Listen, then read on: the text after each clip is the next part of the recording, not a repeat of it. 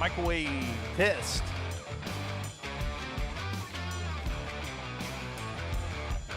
My latency is very high. Mic test. Testing the mic.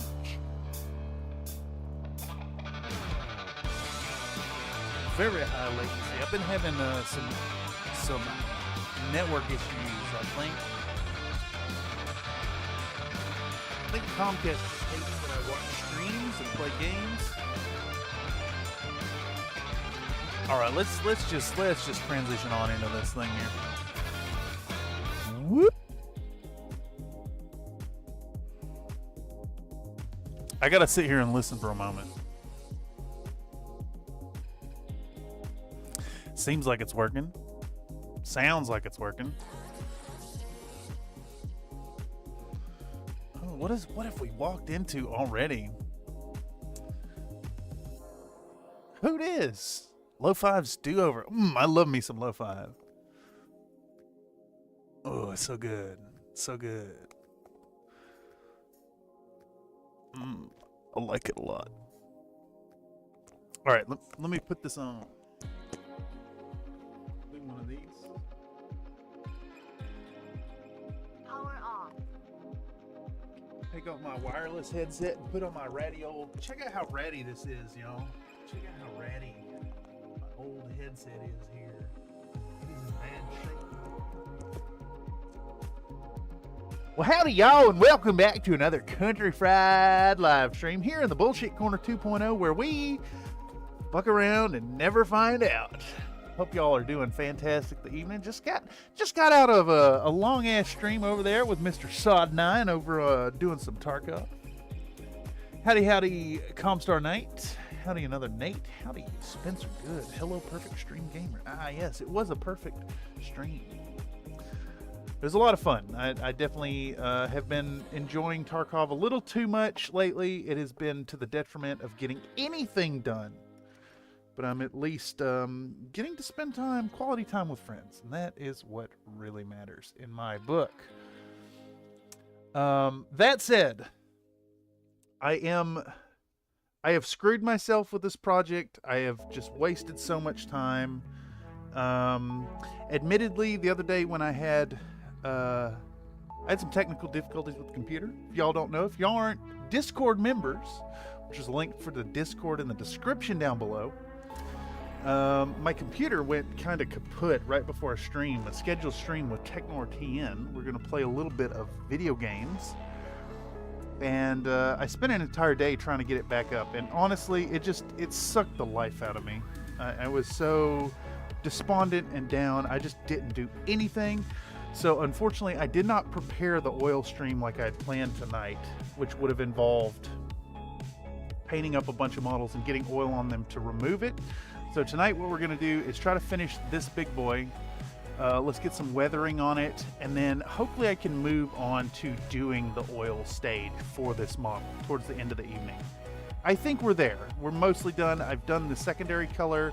I've done the metals and ink wash. I was going to make a video out of this, but I'm so far behind that I have just decided not to do that and instead focus on getting it done because this is for a commission. Also, before we get started, I think I need to give some shout outs here. Here we go.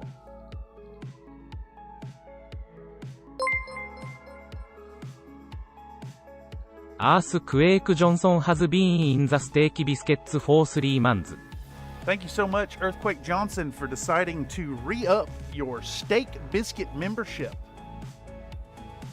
2 months.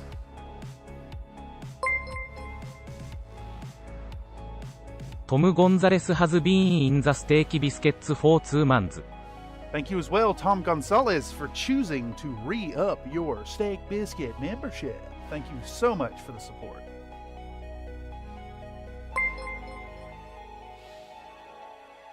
Gmac89 has been in the steak biscuits for 2 months. JMac89, thank you so much for choosing to continue to support Country Fried Minis with your steak biscuit membership. And we got one more. ジャシム・カトロール has been in the steak biscuits for 2 months. And the same to you, Jason Cottrell, for choosing to re-up your steak biscuit membership. Judging from the fact that these all landed at the same time, that tells me that y'all fine folks out there were gifted memberships during a stream and chose to once again kick some money down to this small channel, and it is so humbly appreciated. Every penny that goes into the channel gets pumped back into, well, either the channel or my stomach. I gotta maintain this round figure that I have. Spencer Good says, I'm grilling up a Sammy in its last epoch and paint stream all night for me. Well, I'm hoping then tonight we can get a little information in for you to help inform your own process. We're going to do some weathering on this guy tonight. We're going to do some cockpit jeweling, and then I need to do a little bit of research, which means I need to grab my phone real quick. 1 second, I'm going to grab my phone. We're going to paint up the lasers. We're going to do the cockpit jeweling. We're going to do the basing. All these fun little elements that are kind of towards the end of a model project. So hopefully they'll be useful. And we'll also talk a little bit about oil washing. But let me grab that real quick. I will be right back. Need to have my phone in hand to research the requirements. This feller has weapons that I'm unfamiliar with, and I need to know what color to paint them, you know? You know what I mean, man? Anyhow, hope you're all doing fantastic this evening. It's good to get back to some streaming. So let's see if we can't make it a good night and actually get some stuff done. Once again, I apologize for being so far behind as always. I'm not going to make excuses. No such thing as excuses. You either do it or you don't. And lately, I have just been not doing it. Anyhow, let's think about the first step here to continue this process. So, all these weapons, again, I did the sponge work and built up the armor colors. Off stream, I have painted these up in 70.913 ochre yellow, or yellow ochre, and painted those up. And then I mixed in a little bit of ivory and did some little edge highlights. Let me see if I can't pull this up and zoom in on that for y'all. I think things should be like easier to see now that I've got the zoom locked. So hopefully y'all can see that. Let me pull up a full screen projector so I can kind of show it. Yeah, you should be able to see kind of all I've done for this thing is do 2 thin coats of yellow ochre, and then I've hit these edges, just the sharp edges right here, and then on the underside of these cuts to inform the highlight. So very subtle, not much to it. Same right here. All these are painted yellow ochre, and then they've got a little hit of this lighter color on the top and then the bottom of this undercut right here, just to where it would logically light up. And that's it, 2 colors. I could hit them with an ink wash. It's not going to be necessary because we're going to go back in with the oil wash. Nathan saying that yellow ochre is super close to the Warhammer's color on the old 2nd edition Battletech box set. Yes, and I would very much like to do that mech for a paint up at some point. I think that'd be a whole hell of a lot of fun. Also, let me give you a direct apology there, Mr. Nathan. I had intended to have an oil wash stream for you in particular, and I've just been a negligent, a real swell guy, real responsible individual. I'm not ready. It takes work, and I have been unwilling to do work lately. So my apologies. I will get around to it eventually. I definitely think there will be some oil-based content coming out, a more full video on the subject matter, because I think it is important to show folks how to you need to see how to mix the stuff, how to apply the stuff, and also how to remove the stuff, and then how long to wait before you put on the final matte coat over top so you don't screw up the color. I think it's really important. I'm going to clean up this dry brush before we get too into it. You could have just told me you did it on the stream I missed. No, that would be lying. And I would rather apologize for not doing what I was supposed to do than lie about having done it when I did not. Also, I do feel genuine guilt because it is indeed content as requested by a subscriber. Segueing from that, let me take a moment to inform y'all out there who are not already Discord members. If you're catching this via the algorithm after the fact, or you're here lurking in chat without being a Country Fried community member, consider coming on over to the Discord and hanging out. We do post-stream hangouts and voice. We share creations, give each other tips, share 3D files, all kinds of fun stuff. It's a really fun place. Very awesome parasocial experience. I dare say a social experience, which is kind of awesome. Beyond just like interacting with community members. I think that a great deal of y'all, a good slice of the community, I would consider fast friends at this point. Ultimate gaslight, you watching for a VOD that isn't there. Yeah, exactly. Also, that oil isn't as intimidating as people think it is. Yes, exactly. I think it's one of those things that, like, the first time I tried messing with it, I did a real piss poor job and didn't know what I was doing, and now it's absolutely part of my everyday paint repertoire. All right, to get my paper towels. All right, let's get rolling. Is that your cops or mine? I think it's the music's cops. I don't know. Nightbot coming in with a factoid saying an Italian banker Gilberto Baschiera is considered a modern-day Robin Hood. Over the course of 7 years, he secretly diverted 1 million euros to poorer clients from the wealthy ones so they could qual. Character limit got you there, Nightbot. Okay, so let me try to refresh my mind as to where we were at. The last step I was working on this thing, I believe I was working on the uniforms of these little 6mm lads. So let's get back to that. Currently, I have painted the entirety of their, what do you call them, BDUs? Their outfits in, what is this new color I have? Where's it at?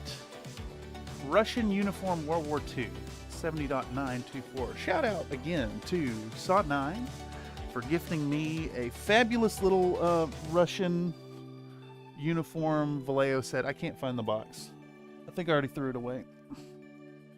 But it had a good grip of colors. I legit took off my headphones like, why the fuck is that so loud? I thought the sirens were me. What? Was there sirens I'm not hearing? Was there sirens outside? Nathan says, it's all prepped. The actual painting part is really neat and intuitive. How hours of rework time open up doors you didn't know existed. I actually haven't started painting like with straight up oil yet. I haven't tried that out. Although I've seen it done as filters for models. It does look super neat, super neat. Jason says, trying to decide on what I should be building while watching Bandai Mando or more heavy gear. Ooh, both sound like really good options.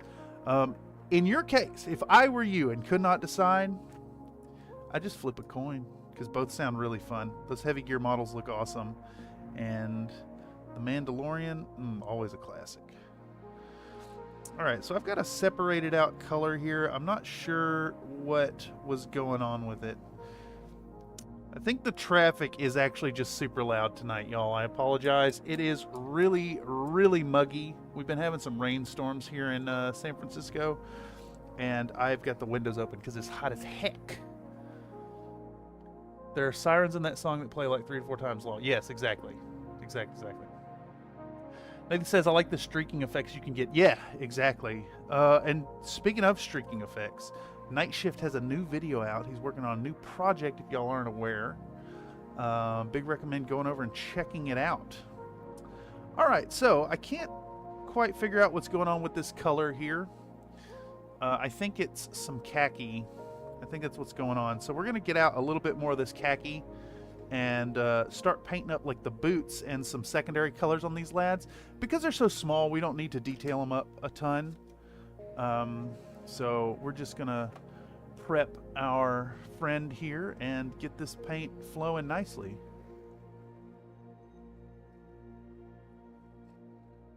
Mando's a really nice kid. Yeah. Bandai Mando. Get our khaki mixed up and ready.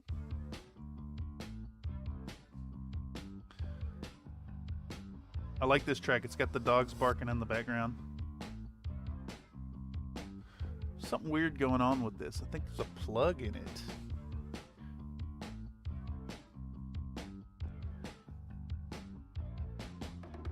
I think I got it out. Yeah, there's a little plug of partially cured acrylic in the tip. Okay, so we got a little bit of khaki. We're going to take our dropper. We're going to add just one drop into it. Maybe two. Just mix it up. Nice little thin mixture of this color. Try not to work it too hard into these other colors. This is an old wet palette from our last episode. What was that, last week? I've lost track of time so hard. We will be working on the Dwarven Beauty at some point, but I think Friday stream is going to be something special this week. I've got a model that I've been commissioned to paint up for a subscriber. You know who you are. We're going to stream at a EU friendly time. We're going to start about 4 hours early. I'm going to paint the model till it's done, however long it takes. So tune in Friday at 2 p.m. PST. See me paint up a mad cat. It's gonna be real fun. Small mad cat, not the big one. The big one is not for me to paint. All right, let's get some paint on these little lads, and just kind of hit it and get it right, you know.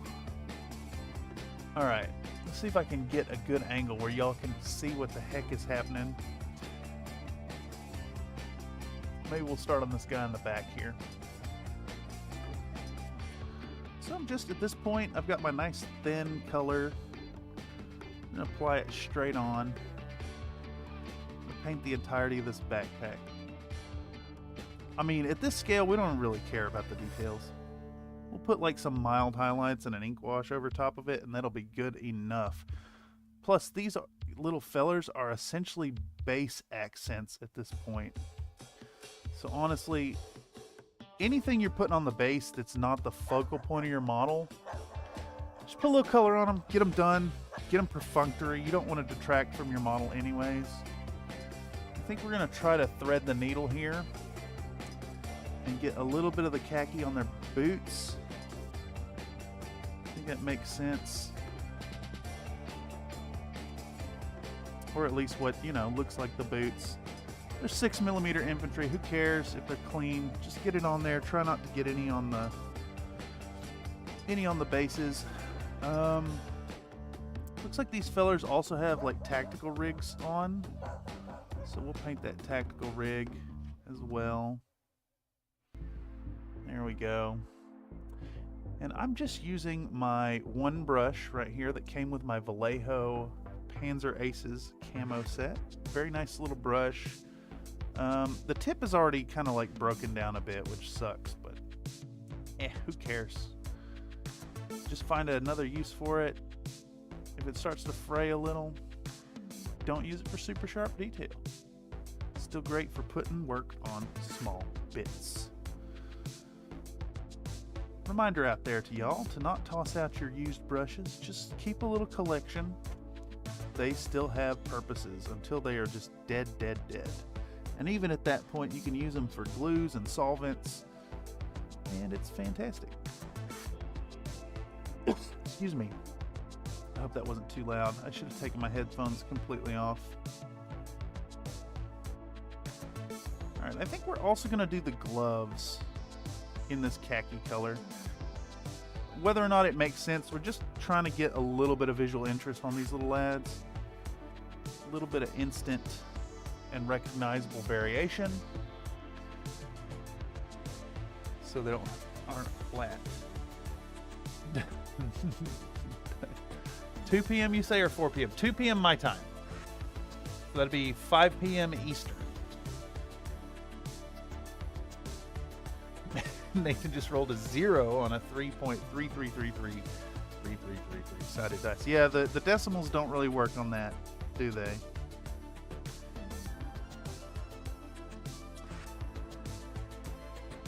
Can't remember if that command is just a default one or not. Comstar Knight says awesome base. Thanks. This is a fun little bit of visual interest for this big lad. He's going to be doing this is just my usual crustard mixture of baking soda and paint and PVA. And then let's see, he's doing a big steppy here. So he's going to sit on like this. And then we've got the little lads running around his feet. I still haven't decided what color we're going to do this yet. Probably something simple. I'm kind of thinking Karita, because the green and the red will be nice contrast. And then we've got our little Savannah Master bonus. Gonna go right there, streaking by. And I took a little bit of the base color and re-dry brushed it over top of our sandy tone to be like a little, like, stirred up dust trail. The client had requested not specifics, but wanted something like a little bunker or some infantry on the base. So instead of a bunker, I went with some rubble and a little Savannah Master. This guy has binoculars in his hands, so we'll just try to hit the little bit of the tactical rig you can see. Base is all khakied out. It is funny, playing all this Tarkov has got me thinking about like proper colors for military gear. Alright, let's do this. Get the front of these fellers. And that's it. When you're painting stuff this small, just get the base coat on it, get it done. Don't worry about killing yourself on the detail. No one's ever going to see it. I don't even know if I'm hitting his hands there, honestly. It's close enough. Get his boots. His space boots. I don't know about you, but I wear my space boots when I go out in outer space. Alright. We'll get that khaki pack brand backpacks. Man, I want to do some sand on my base for the Timberwolf, but I don't want to go buy a whole damn bag of sand. No, don't do sand. Get you one of these.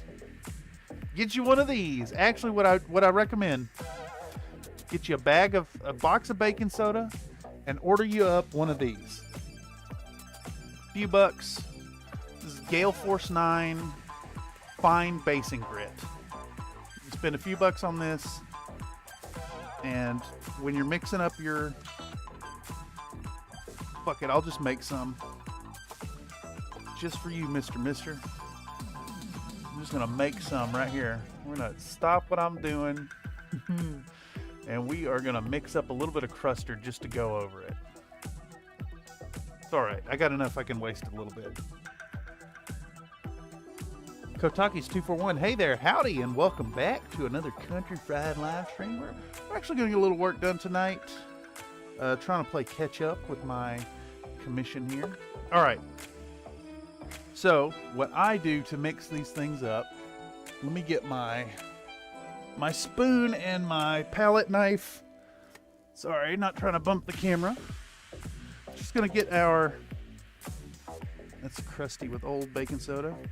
Let me just do a little bit so we can kind of show the ratios here. So, a little bit of baking soda. All right, if we're doing that much, then what we want is like that much grit. You want a lot less of the bigger grit. You just want a little variation in there. And we'll take some PVA glue. Just get in there, 13 viewers, good stuff. Holy moly. Thank y'all so much for choosing to spend the evening here on Country Fried Minis, where we're getting a little work done. I'm gonna paint on this big lad tonight. And then we'll take our paint. You can use craft paint, you can use whatever. And we're just gonna add some paint to it. You know, good amount of paint. And then we'll take a little bit of water. Boop. There's no real recipe to it, just more baking soda than the grit. We'll mix this up into a nice paste. And actually, I think I need more baking soda to kind of balance that out. But you get the idea. Make a nice thick paste. It should feel sandy. And the thing about the baking soda, and I know sand works. Sand does work, and that's fine. But the baking soda has really tiny grit size, so it's going to make more sense on your 28 millimeter scale. You just mix back and forth, you got a nice paste. That's it. And this stuff has, you know, it's thick paint with a grit in it. And you'll spread this on the base, it'll cure up rock hard. Mess around with it till you've got it figured out. It'll save you it'll save you money. And honestly, if you do want to save the time and you got the money to blow, you can always go with like AK Interactive's basing stuff.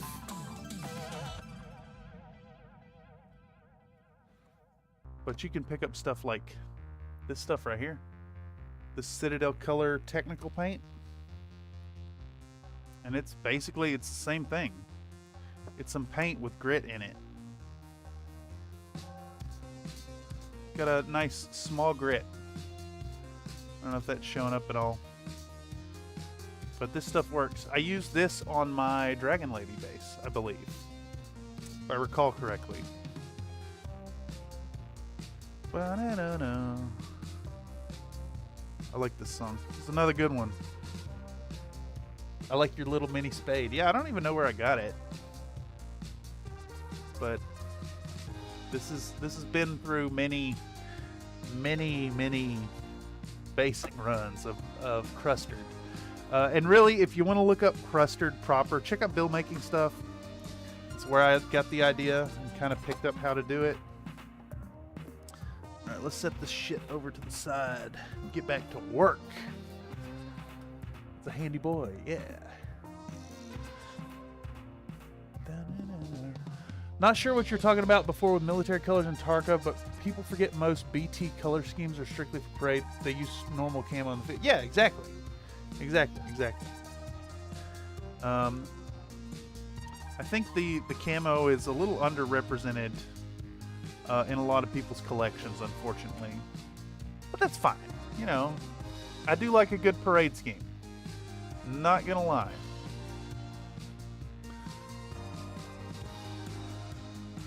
Plus, you know,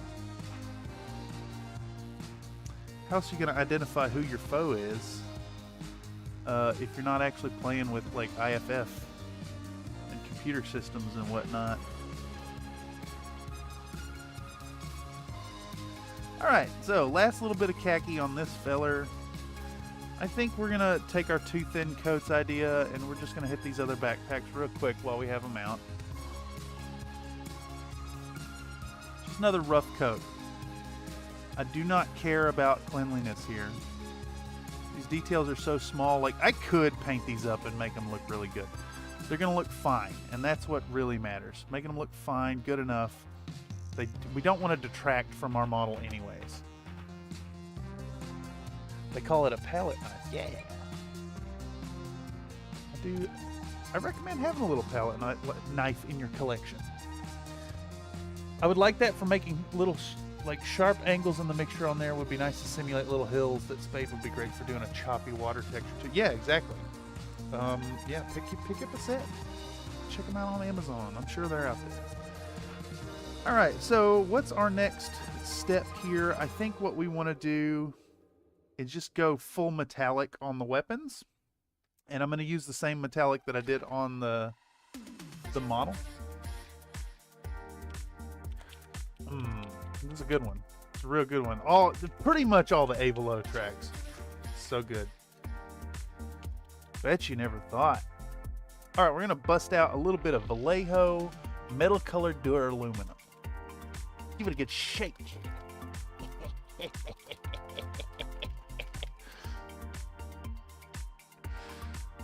Probably don't need more than one drop. All right, we're just doing their little weapons. They got little weapons. Just want their little weapons all silvered. I don't know why I'm making this so hard and crossing over my arms there.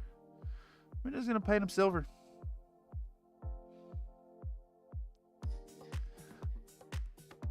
All right, let me stop making this hard. Put it over here.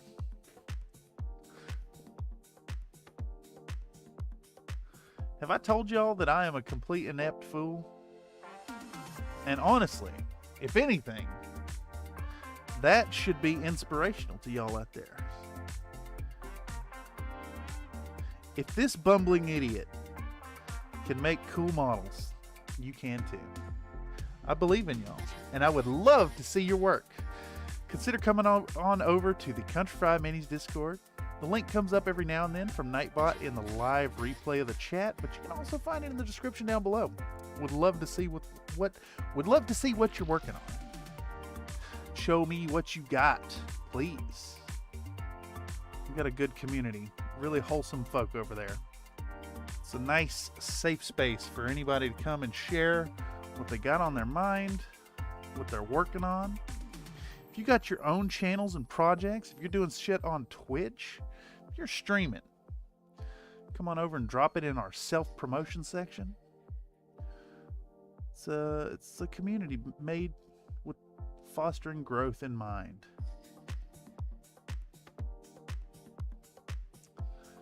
Plus, we do a lot of hanging out. Post-stream hangouts in the voice chat.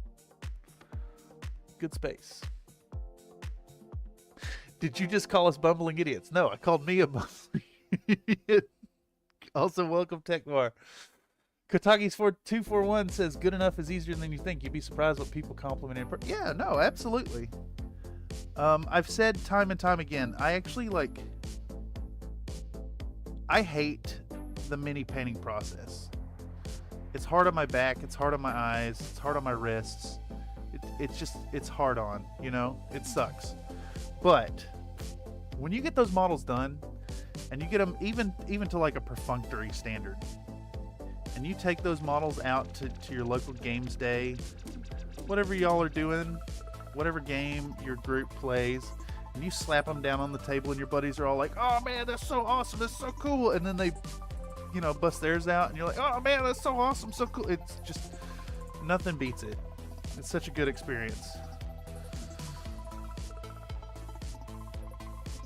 All right, so we're just gonna put some metal on the metally bits here, straight on. Not worried about it. Just boom, one coat coverage with this awesome stuff. There we go. It tastes really bad. That tastes really bad.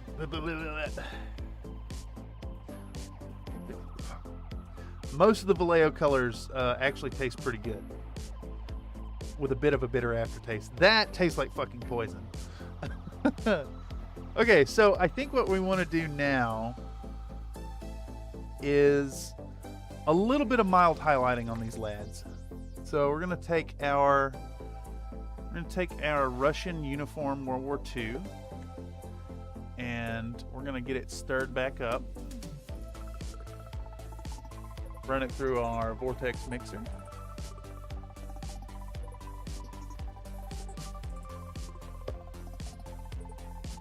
All right. Let's put a good little dollop of it right there. And then I think what we're actually going to do to kind of tie these together is we can take that khaki color, if I can find it. Khaki. We'll take our khaki. And we're going to mix a little khaki into that Russian uniform.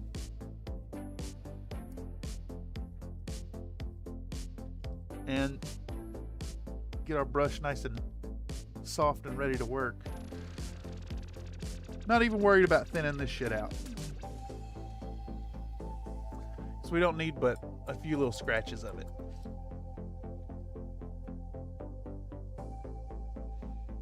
Alright, here we go. Once again, we're going to take our Vallejo 1 brush, which is small enough. I don't know if y'all can make out that point. It's small enough. Nice sharp tip. It's a little frayed from the get, so I wouldn't use this for eyebrows or eyes, pupils, lips, face details. But I will use it for this. We're just going to take our little boys here, and we're going to tap like the tips of the hats, the shoulders. Boom. A little bit of highlight, a little bit of variation.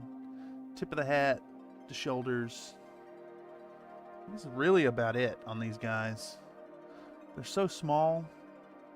There's no need to try hard painting them up. I mean, it's fine if you do. If you want to go all out and make your little infantry look incredible, more power to you. In this case, I want them done. I want a little bit of highlight on them, and that's about it.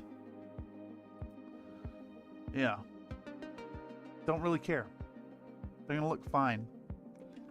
All right. So we still got our khaki out here.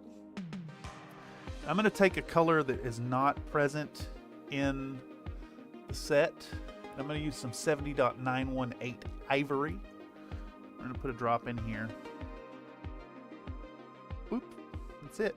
Just a little bit of white. Well, it's off-white, but, you know, close enough. Mix that up. We're going to do the same thing. Make ourselves a nice little highlight tone right there. Right in the middle of that puddle of khaki.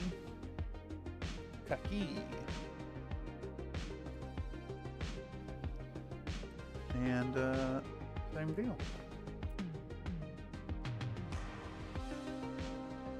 We got our little backpack lads, and we're gonna hit the top of that backpack, boop, and then like the pouch. And that's it. Zip and a zap.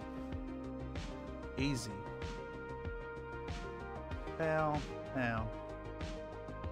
Just a little bit of highlight on them. Just a bit. These guys are going to be down under the guy's feet. Who cares if they're good looking? And in fact, now that I'm thinking about it, let's just black out their visors. Take a little bit of Vallejo black. Make a little dot of it. Don't even need much at all.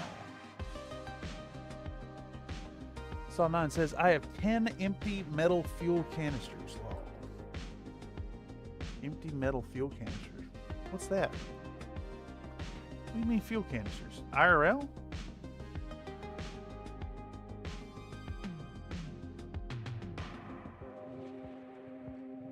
You talking Tarkov?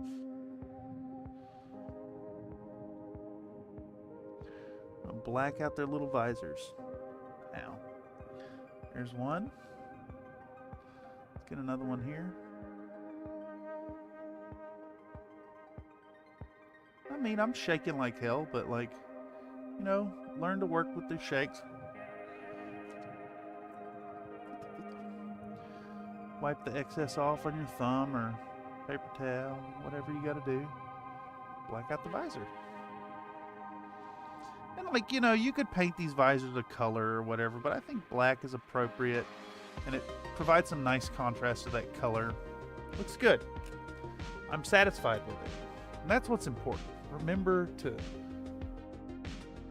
in Tarkov, that'll craft 5 grenade cases. What? Grenade cases? I need a grenade case. By the end of the year, Sod's gonna bleed Tarkov. Yeah, you ain't wrong. You ain't wrong. Alright, so Let's take a little bit of Nuln Oil, I think. Yeah, I think we'll use Nuln Oil. Actually, I want to use a combination of Nuln Oil and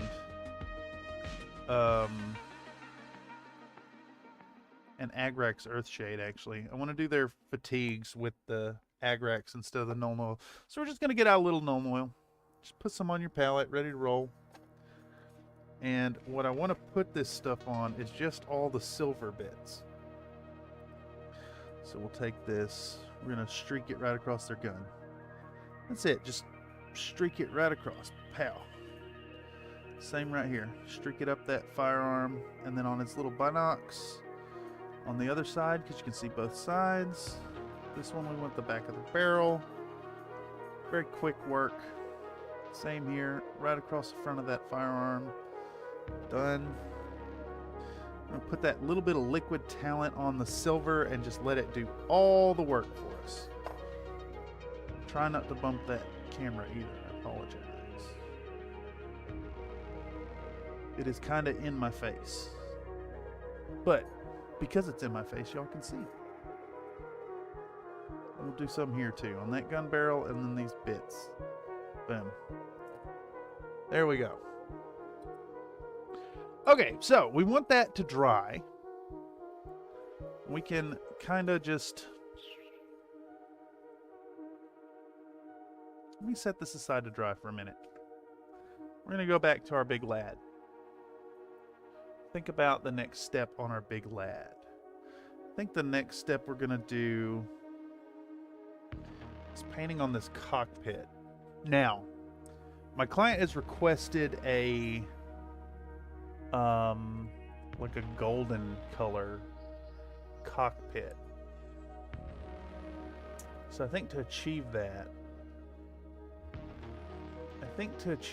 we want to start with like a brownish base, brownish orangish base. And I know I got something up here that'll work.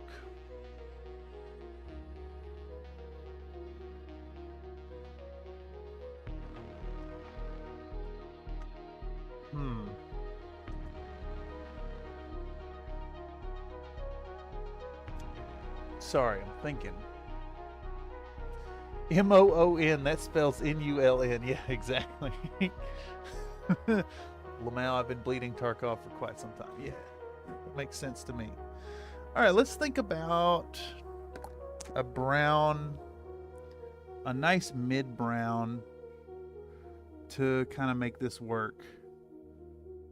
I think kind of like that, maybe. We could also work with that, or maybe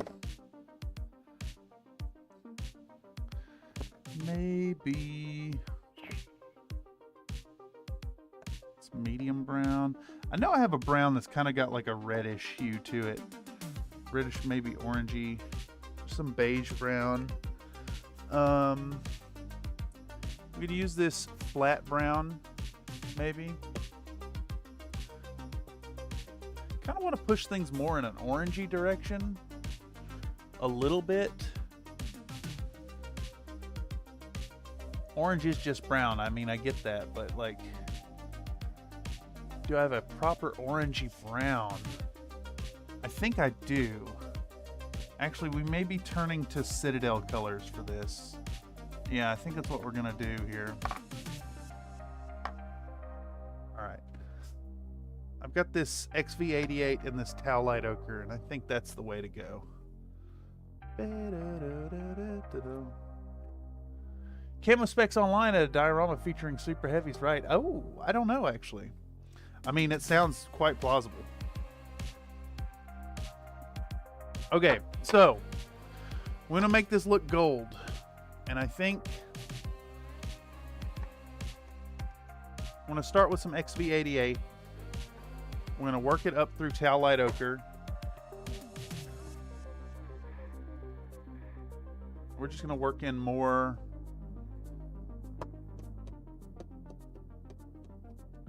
I'm trying to think here what's gonna be the best approach. I almost want to mix in some yellow to it to brighten it up. We could actually brighten it up with this lemon yellow, maybe. A little bit of lemon yellow in the ivory. Yeah, let's try that. Worst case scenario, we just got to repaint it. All right, so we'll get out our palette. Flat earth with a dab of yellow. Yeah, exactly. Exactly. I think a little dab of yeller will do. We're actually going to start a new sheet here. Let's toss that yucky mess away and start with a fresh sheet that I have one ready to go. Get it hydrating. What is that? Ew. Ironwinds Metal is an awful expensive paperweight. You can buy all of them in one kit for like $200. I mean, that'd make for a good, fun project. That's the kind of thing that like I would consider as the channel grows and like model purchases actually become like a business expense. But for hobbying, no, I can't see dropping that. I mean, that said, I did pick up this fabulous kit from SirMortimerBombito for 25 euros, and it came with all the parts. So, you know, if you got a 3D printer already, you could invest, what, like less than 30 bucks, about 30-ish bucks, and have all the parts. I use these 1x2 magnets, which I picked up on Amazon for like 10 bucks. Fun project is a weighted term. Yes, that is fair. Oh, we got a ton of votes on this, by the way. 12 votes. 12 votes. 67% think that Tarkov is I8.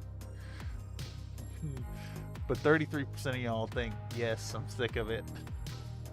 I'm a little sick of it myself. It has been doing not healthy things to my habits. I'm loving it. I enjoy the struggle. You know what? We're gonna take another segue real quick, and I think we're gonna mix up a little bit of Mephiston red. And before we get dug in on this, I want to get this hand painted up red. Again, I apologize, y'all, with my chaotic and unfocused painting habits here. It's just the way it is. It's the way I get work done. We're going to take a little bit of Mephiston red, and we are going to... I mean, look, all I'm saying is between Tarkov and my painting habits, this is why we're still not done with this project. I have till tomorrow night to finish this in its entirety and ship it out. We're just going to take our red, we're going to put it all over this arm. I just realized I need this on here because here in a moment, while we let part of the cockpit dry, we're going to go back onto these lads and hit them with another wash.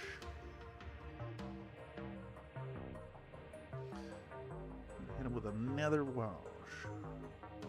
Use a little bit of that Agrex Earthshade. This arm is off of a Cestus from Matt Mason on My Manufacturer. That's at Sylogy. You want to pick one up yourself? Had a few like partially failed prints that I've committed to parts for projects like this. I think that red is going to go a long way to provide a little bit of contrast. It's going to be really satisfying. Operation 4 Horsemen had some super heavies. It's on their YouTube channel. Cool. Yeah, Camo Specs online channel it is. Yeah, I actually really recommend some of the Camo Specs content. Their painting videos are really informative. They're very dry, unfortunately.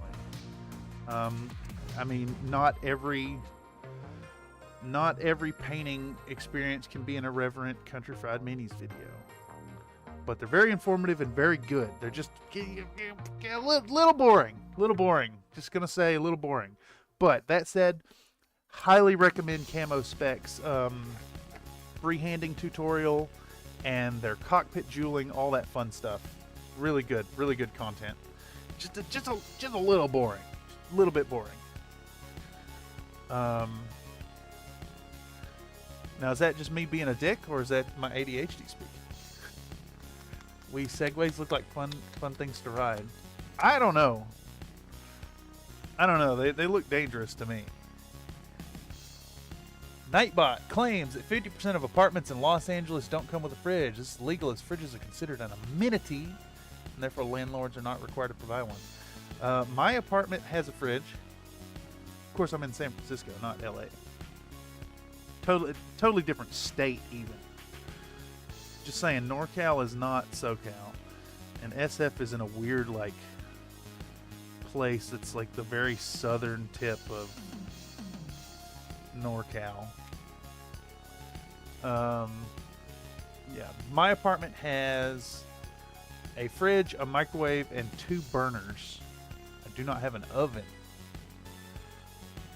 which has been a pain. I used to have a toaster oven, but that failed a long time ago and I never replaced it. Anyhow, back to the model at hand. We're going to take a little bit of our XV88, which is a nice, nice orangey brown tone. I'm going to work it in to our cockpit areas. Try to be real careful not to spill it out. And this is the air color, so it's already pre-thinned. I really like the Citadel air colors for this property. When I'm feeling lazy and don't want to worry about trying to thin them down to the right consistency, their air colors are great. I actually find that they're a little too thick for airbrush. I think you still need to thin them a bit to use them in the airbrush. Maine is the same way. It's almost 3 different states. Southern Maine, Aroostook County, and down east. Interesting. Kentucky's 241 says, how do you operate day to day without a fridge? How does your food not rot on the shelves? What do you do with leftovers? I think a lot of people who live in LA probably do things kind of the... You're eating takeout all the time, or you're just buying the ingredients for that one meal type situation, or you're buying your own fridge. I gotta admit, I do a lot of takeout and buying stuff myself that I need for just that meal. I live above a little like grocer, and it's a 5-minute trip for me to go downstairs and pick up a bag of whatever, or sandwich stuff, or microwave burritos, whatever I'm eating. It's trivial. And yeah, my fridge generally stays pretty empty. The only thing I keep in my fridge really is almond milk for my coffee in the morning. I like my morning coffee with a splash of vanilla almond milk. Just enough to cream it up a bit, add a little tiny touch of sweetness, enough to cut the bitter, and that's it. That and my endless jars of Vegenaise. I go through a lot of Vegenaise. I was always a mayonnaise eater. I'm in the weird camp of liking both mayo and Miracle Whip. And when I went vegan, mayonnaise was one of those flavors that like I missed. And then I discovered Follow Your Heart's Vegenaise, which it tastes just like mayo. It's really good stuff. Probably awful for you, probably awful for the environment, probably awful for human rights violations. You know, generally how them vegan products are. Save the animals, but take advantage of the people. Fridges cause cancer in California. My building causes cancer in California got a big label on the side of it that says, "This building was constructed with materials known to the state of California to cause cancer." It's like, ah, yes, I see. Am I worried about that? Nah. I have 3D printers just chilling on my computer desk, feet away from my nose.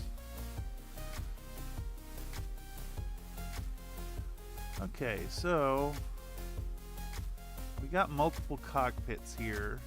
Evidently, Super Heavies have 3 crewmen.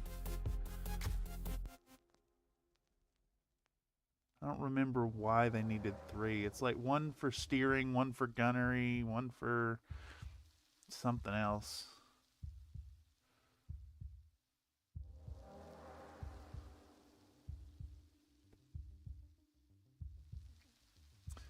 But we're going to take our XV-88 and we're going to hit all the little cockpits.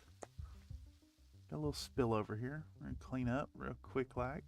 So we lick the paint off the tip of the brush and quickly pick up our mistake. I do not advocate working this way by eating your paint, but it works. Kind of works. Just saying. And if you are a brush licker, feel no shame. Feel no shame at all. You're in good company here. Alright. I hope I still have that in shot for y'all. Okay, so we've got our base coat of XV-88. It's looking okay. I think we're going to segue now and darken these up with Agrax Earthshade. So we're going to get our, that's snakebite leather. Do I not have it out? I may not have it out. I tried to lick the tip of my brush once. I guess it's an acquired taste. Haha. You know, it's awful. It's absolutely awful. It is not a pleasant taste. It is not something I do because I enjoy. It is plain awful. It's efficient, and it's a bad habit. I might have a bit of an oral fixation. I lick the model.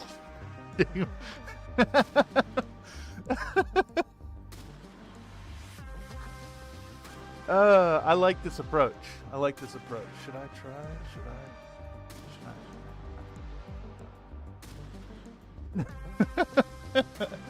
Love it. Nate's expletive deleted is more addictive than cigarettes. Yuck.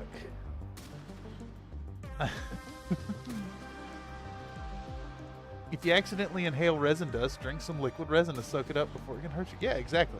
You're right. Hold on, I gotta do... What is it? It is... exclamation point. Is it cat? Is that the command? Cat. I like to thin the paint after it's been painted on thick. Skips a step. Was it not cat? There it is. The cat has meowed 15 times now. Okay. Anyhow, where were we? We're going to get a little bit of Agrax Earthshade, which I'm running low on. I need to get a little more. Alright, and I'm going to use my patented technique of the back of the brush here. Oh, I like this track too. Who's this? I know a lot of these by sound and not who they are. ELFL, A Nebula Inside. Yeah, ELFL is pretty good. This whole album's really good. Very spacey, vibey. I digs it. Alright, we're going to take a little bit of Agrax Earthshade. I'm going to get that nice brownish shading on. Actually, we're going to start with our 1 before I switch brushes. And we want to... Yeah, this is the song that goes, "Bwee to wit." Yeah, it's good shit. We'll take our little brush here, and we're going to work this Agrax Earthshade into our cockpit glass. Make sure to clean up the excess. And that's going to darken down our XV-88. And it's also going to apply a little bit of recess shading up against the window frames. So just everywhere we've got that color. Brush on a little bit of this. Woo-wee-da-woo. I like the part where it goes woo-wee-da-woo. It's good. Good stuff.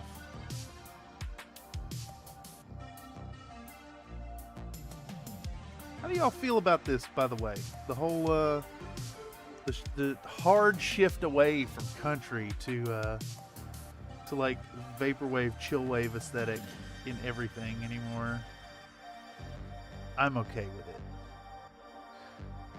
The country music was enough to establish that Country Fried Minis is country fried, and now it is nothing but the accent, the exaggerated accent of yonder country boy in the big city here. It keeps it going. Wee-da-wee. Yeah, it is the wee-da-wee. More cats meowing. Mewing, excuse me. Cancer's only 9% sus. Ooh, I don't like that. Count is going up. Hey, chat is active enough. The Nightbot is reminding folks that I do commission painting. Check out the gigs on offer over at Fiverr. Fiverr.com/Thurston Studios. That's ThurstonStudios. Thurston Studios. If you want to get your own project like this magnetized lad, like the some of the others I've been working on, check it out over there. Send me an inquiry. I can work with your budget if you've got something in mind, and it can definitely get turned into content here on the channel. And furthermore, Nightbot reminding folks the best way to directly support my channel is on Patreon. Patreon link in the chat. So if you really want to throw some money right in the trash, consider supporting me on Patreon. There'll eventually be some like really exclusive stuff, but for now, that's just money that is going to help support the efforts here on the channel.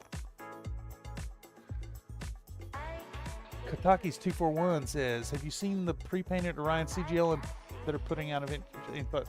I like that they're getting into it. I think it's a good approach.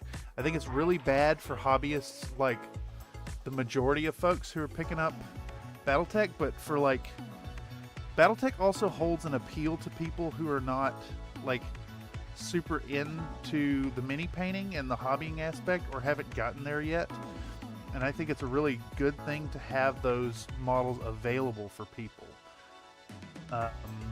That said, I don't think packaging them in a box set with 3 other unpainted models is a good approach. I don't personally like it. The quality seems pretty good for pre-painted. That company is actually like known for doing some pretty good pre-painted models. It does suck that you don't have an option about it. So, long story short, good move on their part to have the option. Bad move to put it in a box with other models. They should have maybe done it as a single model, but I think there's an issue there with the copyrights for selling individual models. I think that Iron Wind Metals may have exclusive rights to sell individual models, that you know what you're getting. Like, that's why CGL does the salvage loot box type deal.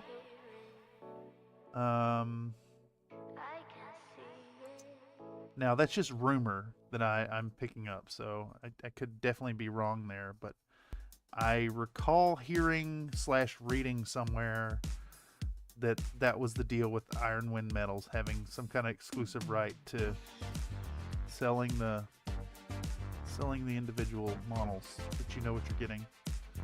Damn, another good one. Another Ava Low coming in with some farty scent. Oh, too good.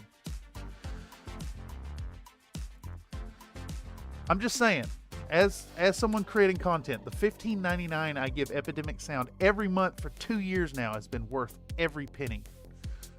So good. Such a good repository of music.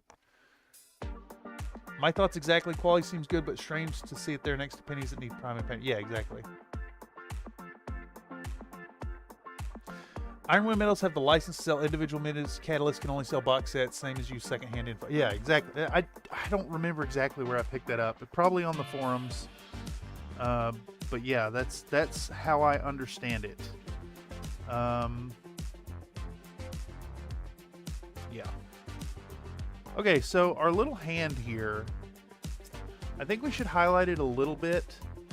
So let's pull in our flat red here and use it to boost up our Mephiston red. Actually, I think I'm just going to take that flat red straight on. I got a little water here on the palette too, so we'll just mix some water, thin this stuff down. There we go.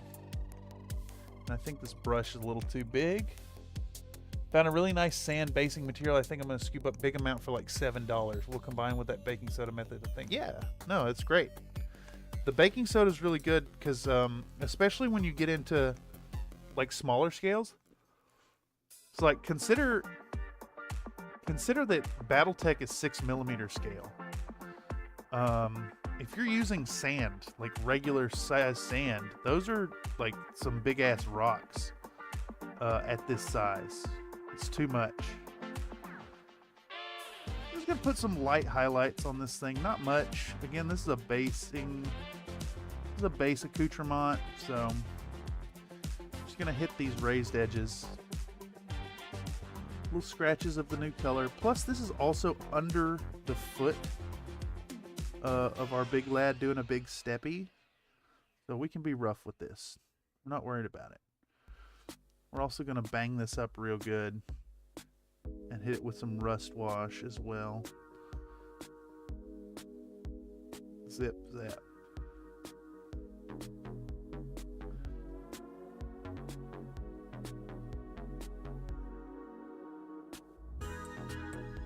All right, perfect. All right, there we go. A little bit of highlighting on that. Let's go back over to our large lad. The Agrax Earthshade is already nice and cured. So we're going to take our XV88 again. We're just going to apply it, reapply it as we did before. But we're going to try to leave a little bit of the darker tone up in the corner, and then we want to feather it some. There we go. And we don't have to worry about it so much on the smaller cockpit windows. Just leave a little bit of the darker color up at the top. Basically, we're concentrating the lighter colors to the down and to the right. Just making sure we retain that pattern on all of these, so there's no confusion. We don't have to worry about realism of the light hitting it. Just down and to the right,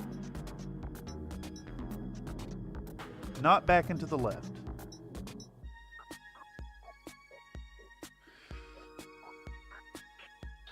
Any of y'all out there are ancient like me and get that. Back and to the left. No, we're going down and to the right.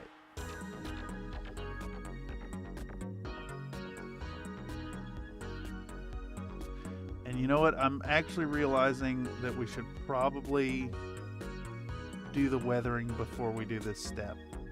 Now that I'm kind of into it already. We should stop right here, because if any of the weathering effects get on the glass, we'll have to touch it up anyway. Alright. Sorry, chaotic fashion is making us do other things. Alright. Good, good move. Yes.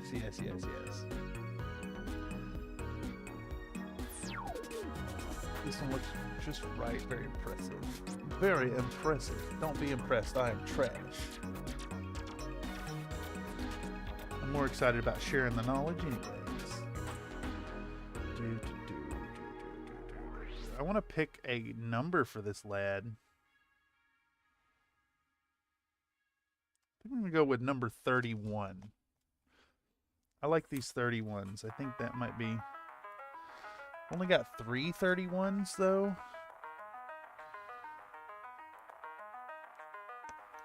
Only got 3 31s, and I need all 3 of them. Do I have any small 31s? I don't. I have 27s, though. I have the little 27s. No, I think I can get away with just... I want to put a number on each of these spots. Let's do it. Let's just use the 31s. All right, 31. Yeah, we'll do 31. Let's make sure there's no moisture here when you're doing this, because it'll ruin your transfers. Love that brand's logo. Yeah, Fighting Piranha Graphics. He's a piranha with a machine gun. Aries Games and Minis carries them, so really dependable place for getting it. I know you can order directly from Fighting Piranha Graphics, but they're slow to ship and their shipping's expensive. I just wish RAL part of Europe had access to the more recent metal minis. Getting Iron Wind metal stuff in the UK gets expensive. I could see that. I could see that. I think if you're ever looking for a large order, if you maybe have like folks to get together and do the shipping, check out Aries Games and Minis and shoot an email over to Mr. Derek King, the owner, and see if he can work with y'all and do like a big order or something. Really nice dude.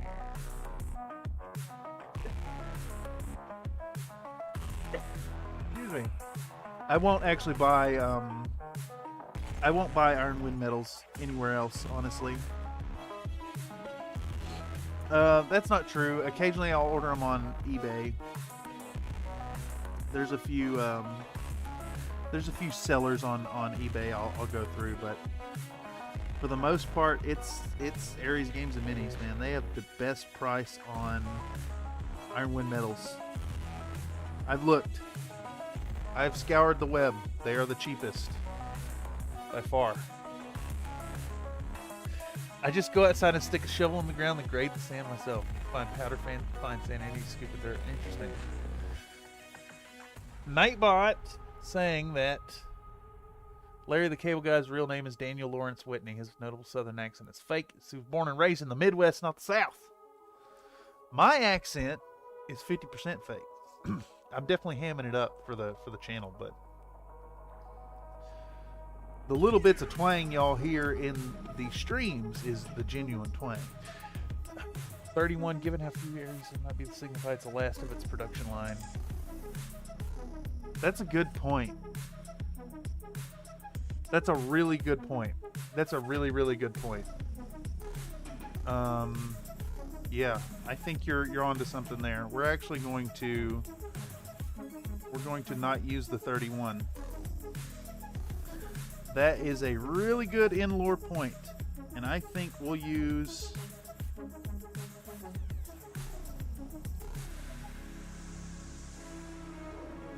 this will be lucky number 7. Lucky number 7.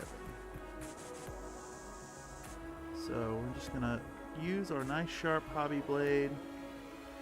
Sharp in quotation marks here, actually. We're gonna cut out our 7. Now I don't know other people's techniques for doing these.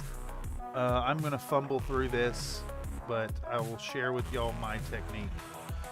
And y'all can see just how awful it is here live on stream. But I need to get these on and get them drying before we do the weathering. So let's get one of our 7s. Get one of our 7s here. And we're gonna set these somewhere that they're accessible again. And I wanna trim the corners of these some. Honestly, you want to cut this like pretty damn close to the art if you can get away with it. And I think for this one we'll trim the corners. gonna be able to see a damn thing as I do this. Come on. Come on now. There we go. I think we need to trim that a little more. There we go. It's actually the vast majority of the cut marks on this mat are from doing this. And there we go. I think that's good enough. Let's get some tweezers on standby. I think these ones are the way. Yeah, we'll use those. And then we need 1 and 2 paintbrushes ready. Slightly bigger, slightly smaller. I've got a 2 and a 4. And then my technique is always to just, I'm gonna put a drop of water right on it. Let it sit there for a minute. Zach P 7 works for me. Oh, hell yeah.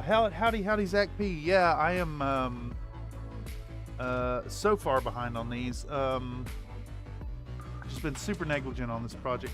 But I believe I'm on schedule to hit the send button tomorrow. Looking really nice, really fun project. We're gonna put a little bit of grass tufts on this lad, black up the rims. This guy's almost done. We're gonna do the battle damage and then an oil wash on this tonight, and those are done. Still got to do the basing on the transformers, which unfortunately involves printing another batch of bases, but they will be done and out. I have no idea how many areas we'll produce. Probably, I mean, like 14, 15 maybe. Question, if not too late, could you do the number 13? Sorry, I just got to, you know what? I see it right now. I see it right now. Let's see if I have 3 13s. I will pivot and do 13s. Yeah, 100%. Let's do it. I got 3 13s. Where's my 7s? I'm going to put those back. It's funny that the point about there not being many of them, 13 is definitely a possibility to be the end of the production line. All right, so our 7 here, I may be able to save this if I just let it dry naturally. So I'm going to put it up here on my shelf. Come on. Come on off the thing. There we go. And now what we want to do is clean up this water. I have killed more than one sheet by accidentally getting a little moisture on them. Backroad Wrenching says Waco Rangers accent. Howdy, Backroads Wrenching. I did not see you as you come in. Welcome to the stream here at the Countrified Minis Paintin Stream. We do this every Wednesday, 6 p.m. PST. Whatever I'm working on, do 3 hours every week here in the spot, middle of the week. Get in on the hump day. Look at the chat, LMAO. Yeah, exactly. Sorry.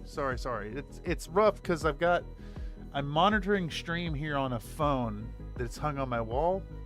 I'm monitoring my camera on a little 7-inch monitor right here. And sometimes I get stuck in the project, y'all.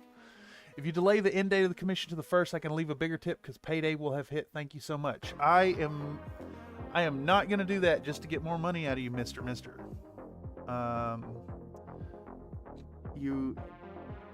I want to get these to you as negotiated. You don't have to tip me at all. I'm not going to say no to extra money if you insist, but price as discussed. And that goes to any of y'all out there who are interested in getting a Countrified Minis commission over on Fiverr.com. If you got a budget you want to work on, if you got specific models you want me to work on, shoot me an inquiry. It don't cost nothing. Don't cost nothing at all to do an inquiry. All right, let's make this lucky number 13. So again, I'm going to kind of trim this really close to the number, as close as we can really get it. I really wish I had a chisel tip for this. That'll do right there. Here we go, number 13. Oh, this is a fun track too. Who's this? Ben Elson, of course. Of course it is.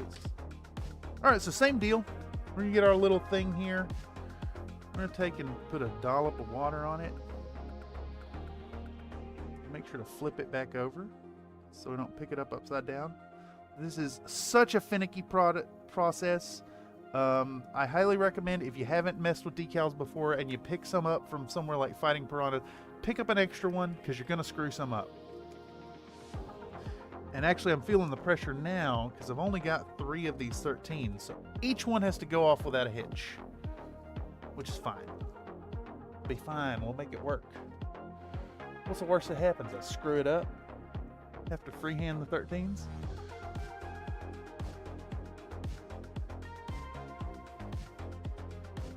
Given how the Republic of the Spheres fell and how Clan Wolf are up the super heavies on top of 13 does seem fit. Yeah, I think so. Especially with this being a Sweet Oblivion and like heavily worn. I would think that 13 is, you know, it's out there in the combat. Getting it done. Another Nate says, exclamation point cat. To which Nightbot responds, somewhere off in the distance, another Nate hears a cat meow.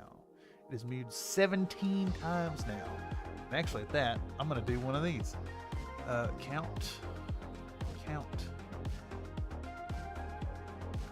All right, so what we're doing here, we're just watching this thing. We're just watching this for whenever we can see it start to slide on the paper, and that's where we're at. So we're going to balance our boy. We're going to try really carefully to pick this lad up, this thing up. And what we want to do is start scooting it off the paper and then grab our backing and pull it away at the same time. And while this is wet, we can push it around. Honestly, I like the position of that. I'd rather just have it there. All right, we're going to take a dry brush, and this is our nice big 4, and we're going to suck up the moisture with it. Suck up that excess moisture. Now, I wish I had some softener for this. I don't, unfortunately. But when we hit it with a top coat here in a bit, it'll be fine. All right, that's 113 on. Boom, number 13. Let's do it again. Let's dry up our little spot.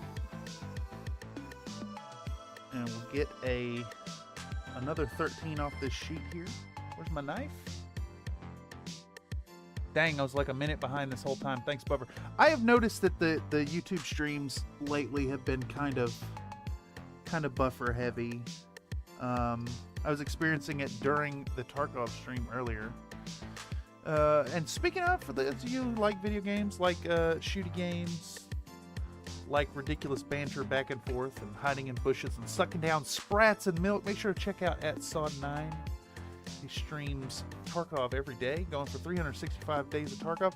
Plus, I jump in there every now and then. So if you want to hear me talk shit and perhaps shoot my buddy in the back, keep an eye out for that.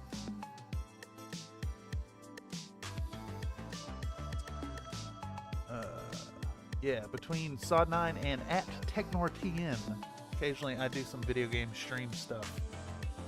Used to post it on the channel, but I think I want to keep the video game stuff off of my channel and more show up as guest spot for my buddies. All right, we're gonna let this go for a minute. Kataki's241 says, all right, it's really late over here. Good night, ladies and gentlemen. If I missed you, and I apologize, but I hope you have a fantastic evening. All right, so once again, we want our 2 brush, our smaller of the 2 brushes, and we're gonna mess around with this thing, and it looks like it hasn't quite lifted off the paper yet. So we're just gonna keep fiddling with it. Keep fiddling with it until it slides off the paper. And it's wild with these decals that just like at some point it just lifts up. It goes from on the backing to lift it up, just kind of like instantaneously after a certain point. Maybe I can zoom this in actually. Let's see if we can see this a little closer. Close. Let's pop this open. Let's do that. Let's get this thing over here in the frame. Full screen projector preview. I mean, you can't see nothing for the reflection anyways. Alright. It is now sliding around. So let's slide this to the side. Let's get our boy in the shot. There we go. Alright, so we're going to grip our thingamabob with some tweezers. We're going to kind of get it in position. And then we're going to lift up off of the tweezers. But we want to keep the tweezers up underneath it. If I could just pick up the damn thing. Basically, I think we need to come from the other angle down here. Basically, I'm going to open the tweezers long enough to slide this thing and then immediately clamp back down with the tweezers. I'm going to get the film out from under the top of the tweezers and then immediately clamp back down to grab this thing. And it'll slide right off the paper. And we'll nudge it around if it needs it. While it's moist, we're going to push it flat. And you see we're pushing the moisture out from underneath it. And then we'll take our bigger dry brush. We're going to just pat it down and absorb that moisture.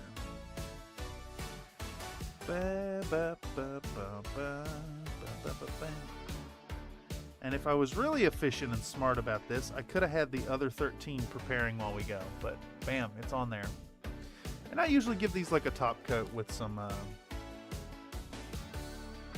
stuff.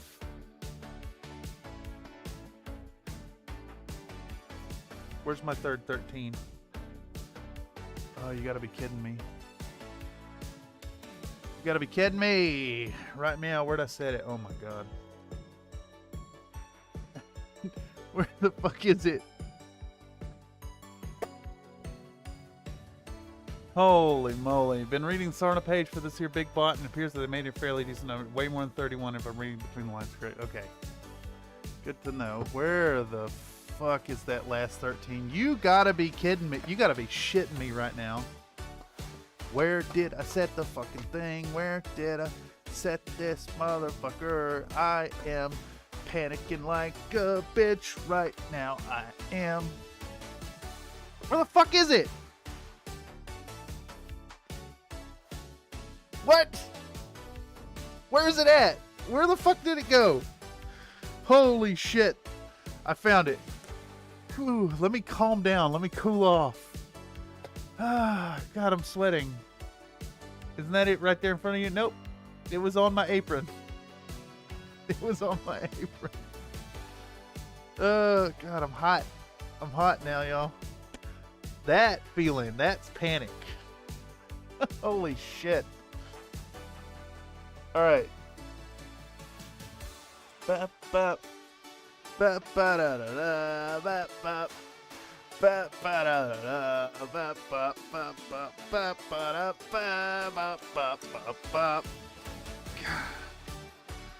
God. All right. Better not screw up. All right, let's trim this little sucker. You little cheeky little bastard. Cheeky little bastard. All right. Panicky boy law. Yeah, exactly. I did find it. Because you slid it to the left when I went back to check. I don't know what happened, and I somehow knocked it off into my lap.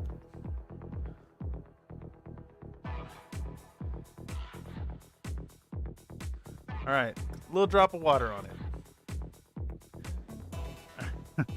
Right. This is my last 13. Don't screw it up. I guess, worst case scenario, I could have put like a big bit of battle damage over top of it. Panicky boy law. Yeah, exactly.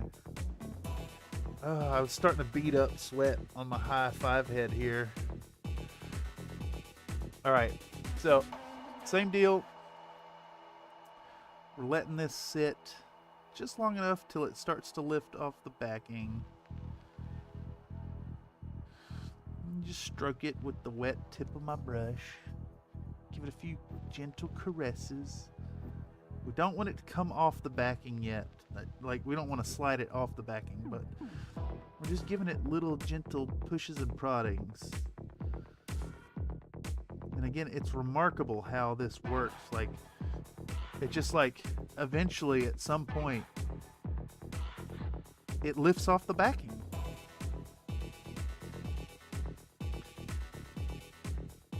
Takes a moment.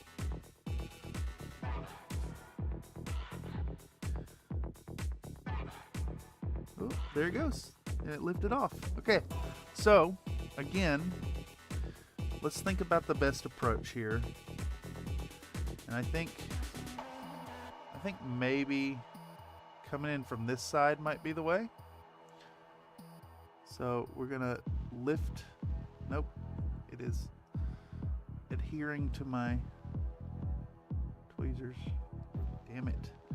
The problem is if you stop, if you get it out from underneath the tweezers, it's a problem. Alright, we'll get it in position, we re-clamp down on the backing, and we hold it in place with the paintbrush while we lift away the backing. There we go. I've only done this like, 30, 35 times at this point, and it is still a panic-inducing shit show.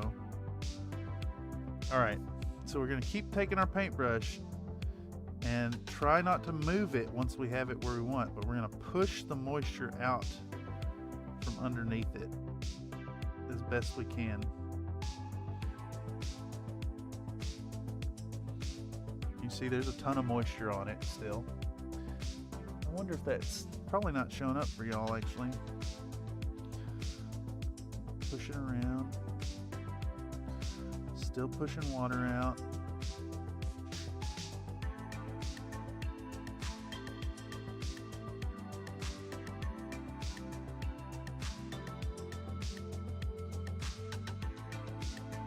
It's kind of wrinkling up a bit. I don't like that. Pick our bigger brush. Try to suck out some of that moisture.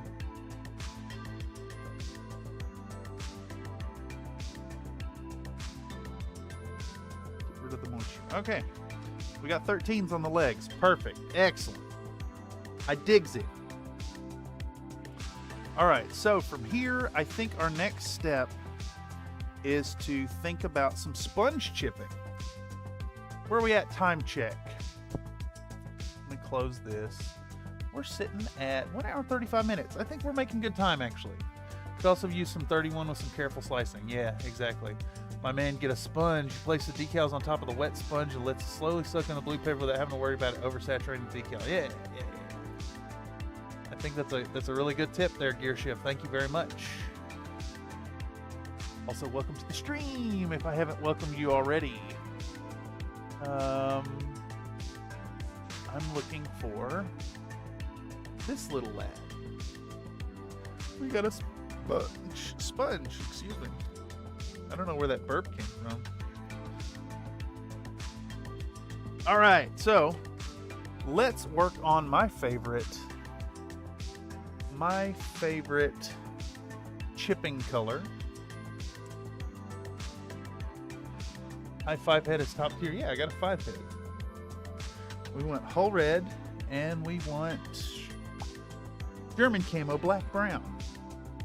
And I like these two colors together because I think of like the oxide red.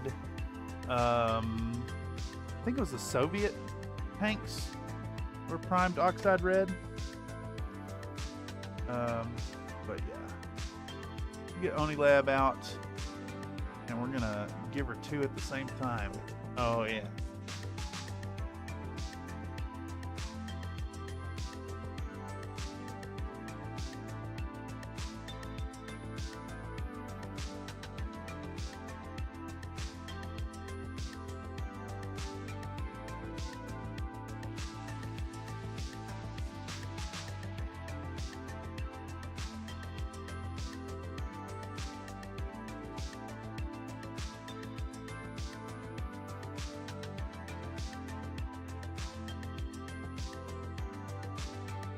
That's offensive, right?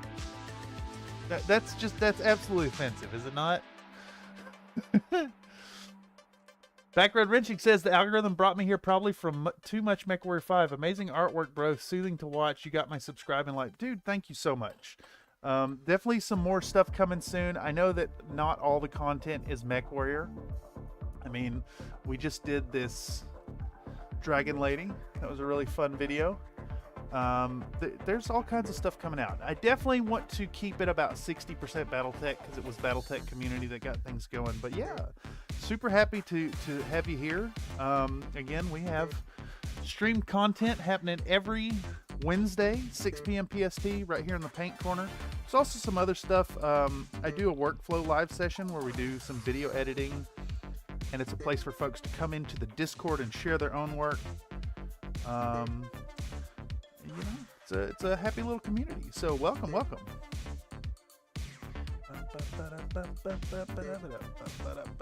All right, so I do a 50-50 mix of German camo, black, brown, and hull red, and we get this really nice, like, kinda half oxidized steelish tone that works on just about any color. Just about any color. It doesn't work super well on black base. If you're doing black chipping, I tend to err more towards like a silvery color. Gear Shift says most people pre-1980s primed in oxide red was just kind of what primer came into. Germans had a kind of greeny gray they would use regularly. Interesting. I just remember seeing the oxide red on Night Shift, and I was like, oh, that's awesome. So I try to save a little time with it. And it looks good, especially on like, I think Comstar mechs look really, really nice with that kind of chipping. Double perturbation, yes, exactly. Nightbot says the comets only reflect 4% of the light that falls on them, so the rest is absorbed. I think that's a bit of a misleading figure there, Nightbot. Pretty sure what you're seeing mostly on Comet is the dust trail being illuminated and not the comet itself. So we're going to break this thing up. We want to kind of get rid of most of the sharp edges, most of the regular sharp edges, I should say. We don't want these 90-degree angles on it. Just a little piece of sponge. And now I need a fresh chunk of paper towel. And we're going to do first piece of paper towel. And I've already lost my sponge. We're going to take our nice roughed up sponge, get it good and soaked with the paint, and we're going to remove most of it. And this is the secret to making your mechs look really good, I think. And why we're not super worried about the quality of our edge highlights, because we're about to hit those edges with this thing. I'm going to get rid of most of the paint, like we're doing dry brushing. And it can be really tricky to do because, like, it's sponge, it's soaked in there. And basically, we want it to look like that when it's coming off. Little tiny flecks. Just the tiniest little flecks. So let's take a part here and start just jabbing at our model. Start jabbing at our lad here. I think I could be a little more heavy-handed with this, actually. Get a little more paint on there and just hit the model. Don't be afraid of it. Just stick it on there. Jab at that boy. The sponge is really dry. I think I'm just removing a little too much, honestly.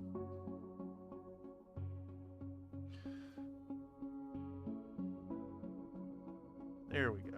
That's what we want to see. And we don't want to do every edge, but get a nice bit of a random pattern to it. We want to hit the model here and there. Try not to get too much really big shapes. We want a few big areas of the chipping, because we'll go back in and hit those with a brush. There we go. I don't know if that's kind of coming through for y'all, but got a nice weathered look on it now. Just really easy with a bit of a touch. A filthy, filthy, spongy touch.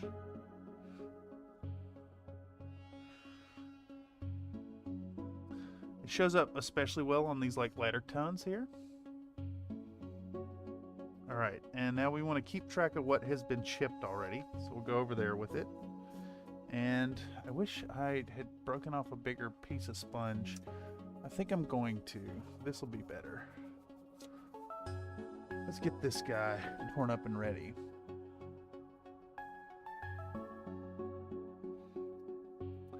This track is a little lullaby-ish, isn't it? I'm not going to get rid of it because I like it, but it's a little bit lullaby-ish. Little bit.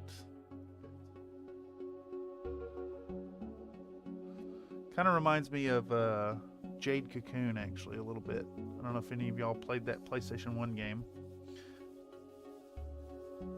Neat game. Alright, so let's keep on. Let's keep on keeping on here.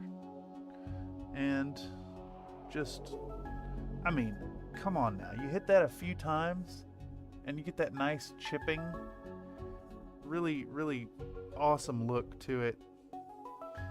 Makes, and keeping the little flecks kind of small really gives a sense of scale to your model. Just, oh, it looks so good. It looks so stupidly good for no effort at all. I guess it's not really coming through too great on the webcam. I'll definitely do some high-def pictures on the community post before I send these out to the client. And at the Discord, of course. If you're not already a member of the Discord, check out the Discord. Invite link in the description down below. It also comes up in the chat every now and then, especially if you're finding this via the algorithm and weren't here for the live situation. You can go back through the live replay or in the description. We'd love to see what you're working on. Love to hang out. If you have input, come on by. All right, that looks great. And I'm realizing I'm going to need a whole bunch more of this already. So let's do a big old dollop there. And then another big old dollop right next to it. Polls up to 17 votes. Seems like most folks are kind of like, it's alright on the Tarkov. So once again, to keep promoting the Discord, if any of y'all out there catching this are Tarkov players and would love to play some Tarkov with the community, come on by, join the Discord, pop in one of the game chat rooms, hang out, play some Tarkov, talk some shit. We can rifle through the trash together. Alright. Yeah, I'm probably going to need a bunch of paint, so let's do that. Let's get that ready. I'm going to go through all these parts one by one by one. We only absorb about 4% of all Nightbot facts. The rest is immediately forgotten. Oh man, I wish she'd be a little better about the fact repetition, honestly. Alright, so I got this nice and saturated this time. Let's see if that helps the speed with which we can get this done. We're going to push some of this paint like way up into the sponge, but remove it from the surface pretty well. And it's coming off in a nice, you know, nice chippy little pattern there.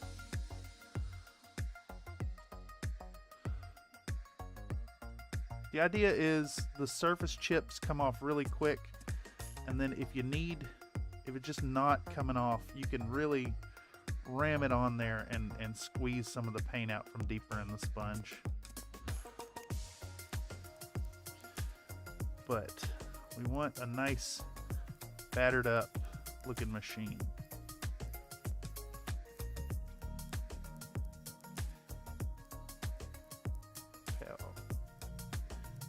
There we go.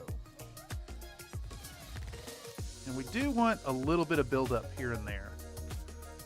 Like this section right here that got a nice dollop of that color, we can go back in and hit that with a little bit of silver and get a little double layer effect on our chipping.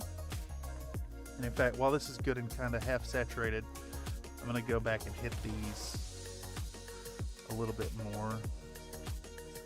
Client does want a battle-worn machine, so I want to give it a nice battle-worn look.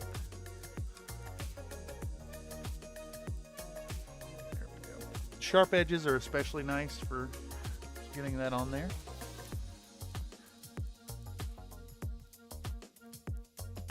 And then just, you know, it's targeted, but it's also it's semi-random where it's going. It's going to hit raised edges, of course. But if you're not already sponge chipping your models, oh boy, you're missing out.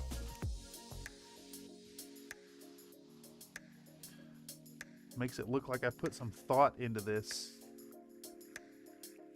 I think all Nightbot facts should be absolute garbage facts, like since March of 1987 on Tuesdays your mom cooks tacos and there's 0 spiciness and 0 sour cream. That is amazing. Yes, that's fun. I mean, we'd need to compile a list, unfortunately. And I need to host it somewhere. If I could host a list, you can use the mathematic functions to call it. Now, see, I don't know if y'all are seeing that, but come on now. The chipping just, boom, it hit and it favored that edge and it looks so natural. Just stupidly satisfying. I love this effect. And honestly, it's kind of a cheat code. It has been a cheat code for commission work. I can save a little time in the quality of my highlights and then just make up for it with really nice chipping effects. In fact, I had a client at some point who did 3 back-to-back orders, and the third one he wanted the mechs to look kind of factory fresh, and I just was not as pleased with them when they came out. But then again, I'm my own harshest critic, I think, as we all are as artists. Alright, down the line. Next. Done, I'm done, and I'm on to the next one. Same deal. Work around that shoulder panel. Work around the weapon. Work down the top of the weapon.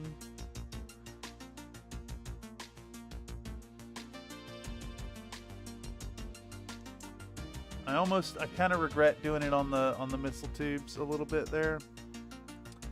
Doesn't look super great there, but we'll just balance it off right there. A little bit more here. In fact, almost no Nathans contain any measurable quantity of neutronium. Well, community fake news. You got a website, just throw a fact sheet on your own. I do have a website. You're right. You're right. I'm dumb. I could just host it myself. Holy shit, I'm stupid. It's good. It's good. You know, I've made the claims a couple times that I'm dumb, not stupid. I think I'm stupid. But you know what? That's fine. Stupid is as stupid does, and I'm okay being a little bit stupid.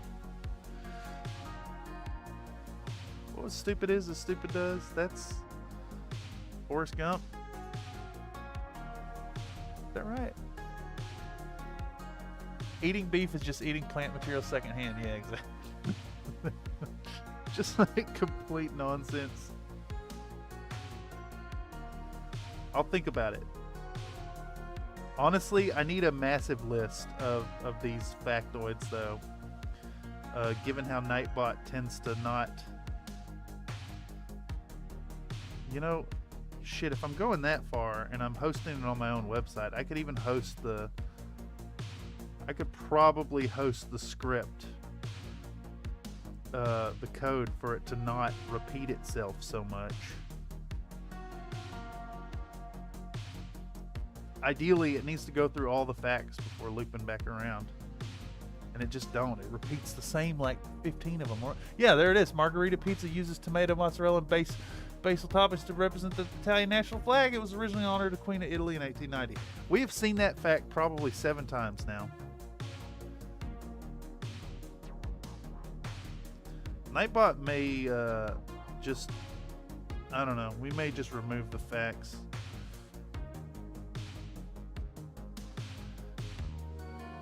Alright, bam. We get that nice chipping going on. Looks so good. Now this is the fun part here. So I think we've given enough time to let the numbers dry. But now we're about to take this same sponging technique to our nice fancy lad. He's got this fun little freehand detail, and we're gonna start jabbing it with little bits of chipping all over, even right over top of our painstakingly painted freehand detail. Pow, right on it. Right on it. Right on it. Right on it. Trying to hit a good point of getting some chips on it, but not too many. There we go. We want it marred up and blended in with the rest. It wouldn't make sense for it to be perfectly clean.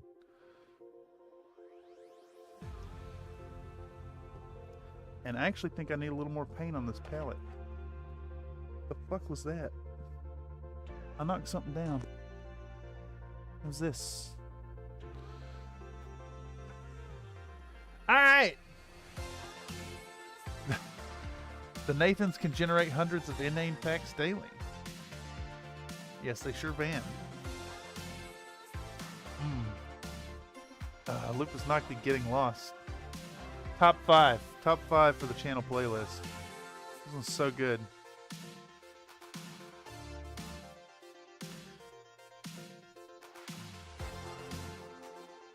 Alright, more color. More oxidey, steely color here. You've yet to see the true power unleashed. Yeah. Sure van comes with candy and free one-way ride. One-way rides down by the river. Who wants a mustache ride? Oh no. Oh no. I get that reference. That's Super Troopers. Except the guy with the accent wanted the mustache ride. He wasn't offering the mustache ride. Alright, here we go. Let's start chipping our big boy all over it. Oh, all over you. And then, like, when you got decals on the model and you hit them with stuff like this, it adds a whole nother layer of fun detail. And just work around this boy. Work all the way around it. Make sure to get the back sides. Kind of heavily favor the feet too. Want the feet a little heavier.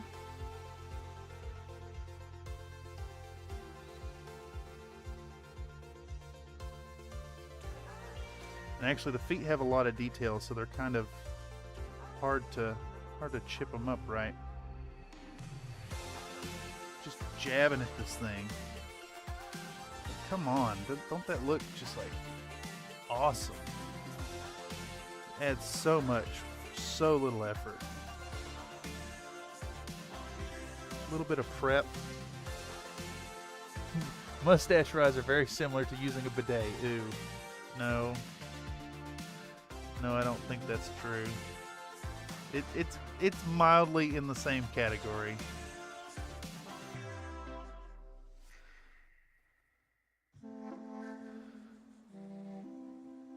Oh, we got a big... I didn't remove enough paint there. It's fine though. Because we'll go back in with a little silver. Wherever our spots got a little too big for their britches, we'll settle them back down with a second layer of chipping using the brush. I want to make sure to get some chips on the 13. Get some very big splotches, unfortunately.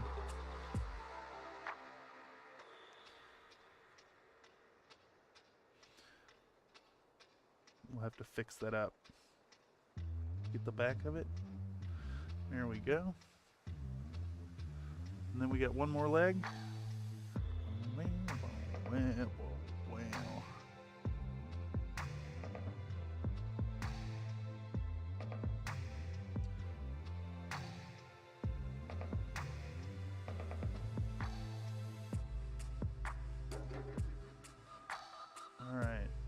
all the way around this boy. All the way around it. And this is actually a good spot where that smaller sponge would come in handy.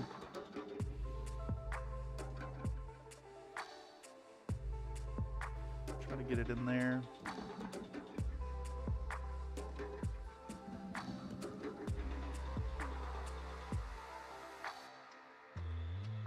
Alright, and we ended up with some really big areas of chipping, which is unfortunate, but we will clean those up here in a moment.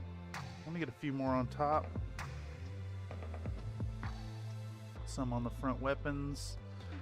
There we go. Looking good. I think that's a satisfying amount of chips. She's looking like a battle-worn machine. I realize the camera is not actually really picking it up great.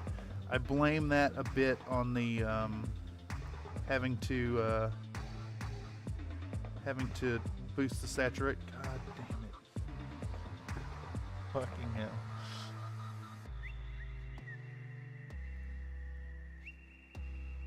All right, we need to lift this 13 and get it back in place.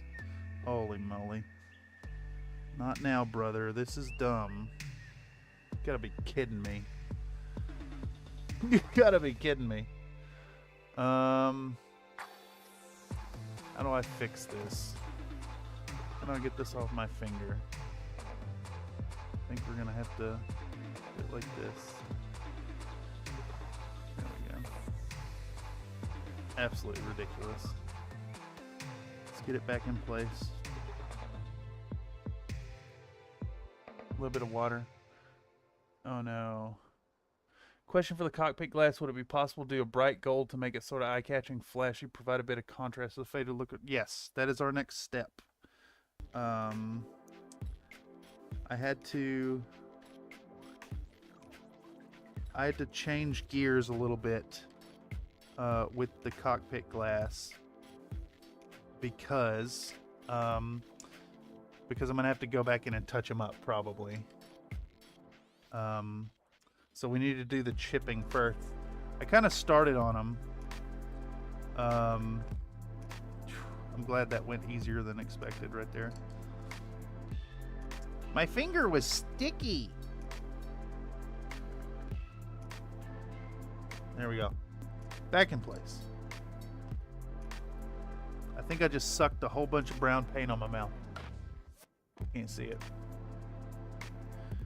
Okay. Got 13 back in place. There we go.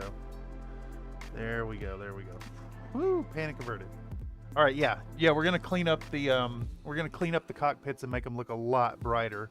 Gonna boost them into like a yellowy, whitish highlight tone. Water slide onto brush. You got it. Yeah.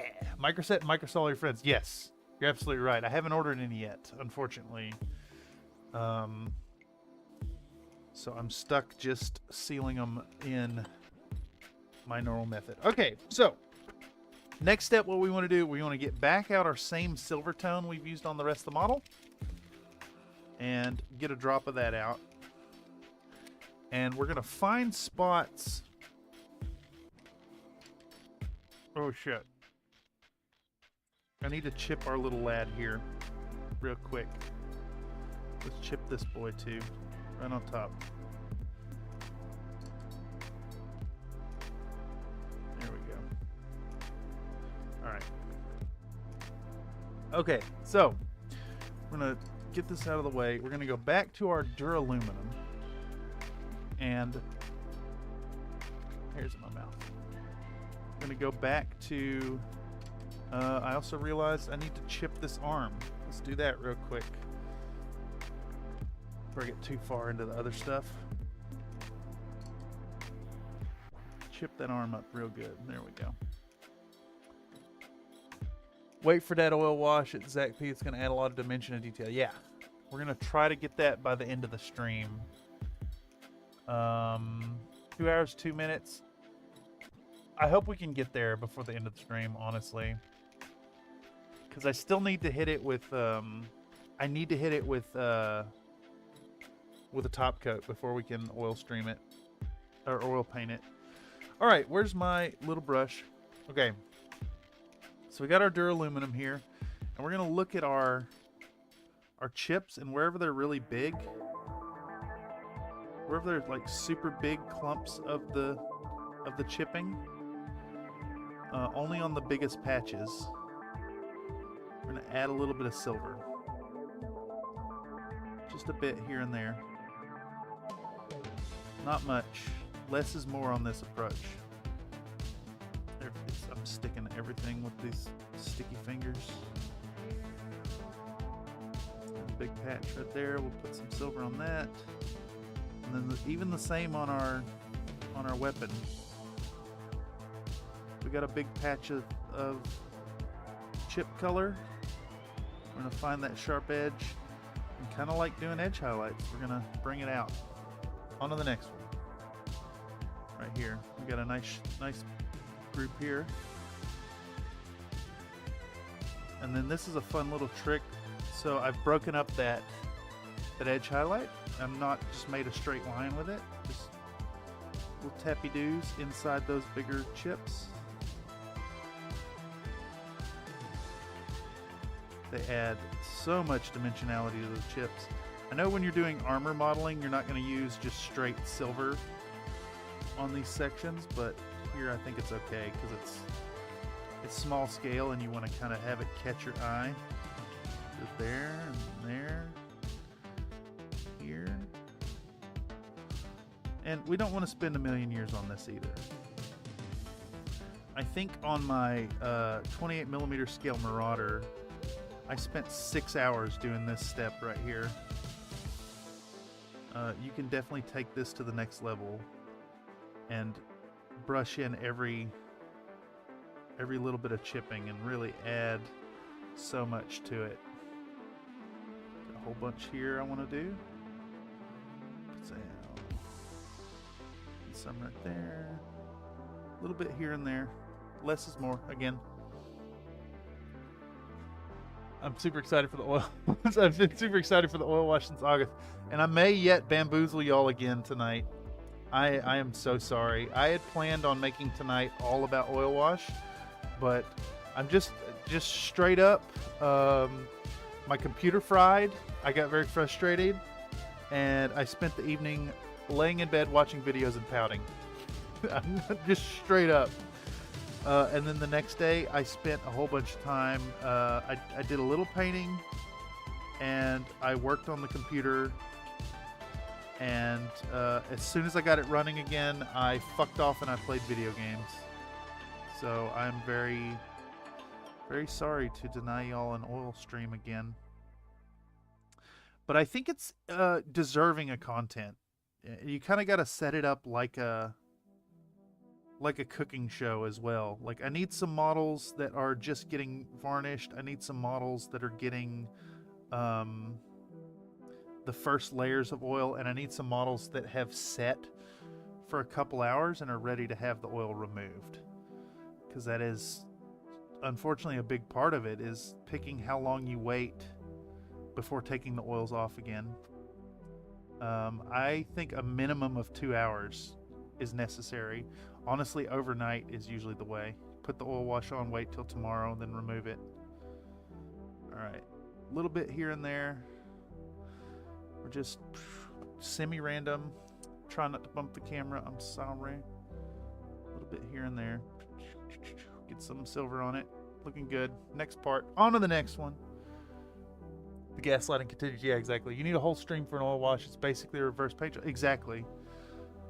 It'd be like the first bit I would show how I apply a varnish coat, and then you move on to I guess at the start of the stream you'd get out a piece of cardboard and show putting the oils out on the cardboard, and then talk about the linseed oil coming out and how much you want to pull out of it to affect the drying time, all that good stuff. And then you show varnishing a set of models, and then you show mixing the oils into a wash proper, and then applying that wash to some models.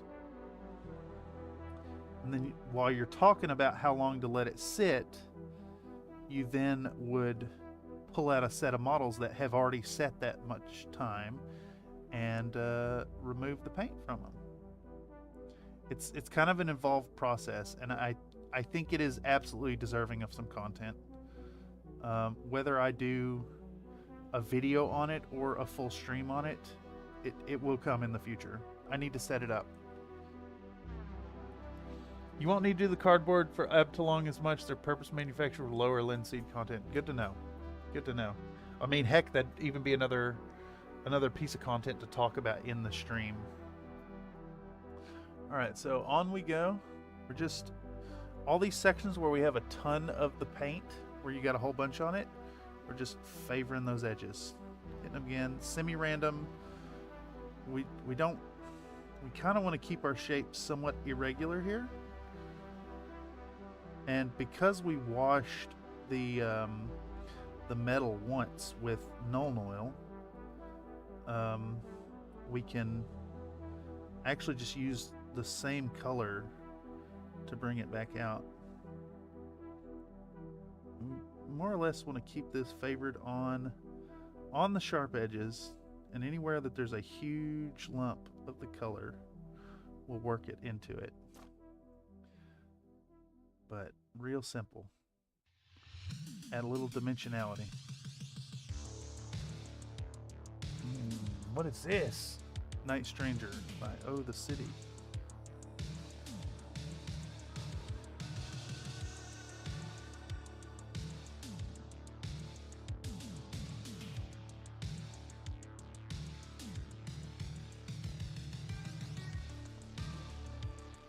Oh, my nose itchy.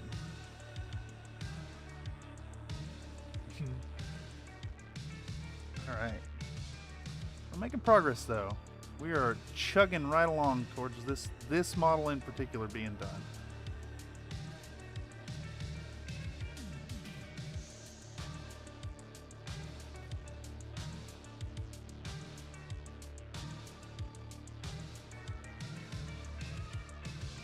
Alright. I don't know if y'all can really see it too great. The camera is not super great at picking up the little bit of contrast, the subtle contrast here. We're just adding some silver here and there.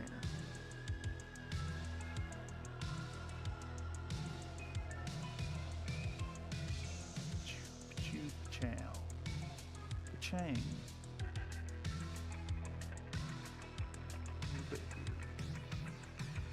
Again, less is more. You want it to speak for itself. You want some of the other color to show up as well. Sorry, it's probably me made your nose itch. I just did a big sneeze. No, it's probably my wild hair that slowly escapes out from underneath the headset over the course of the evening and tickles my face.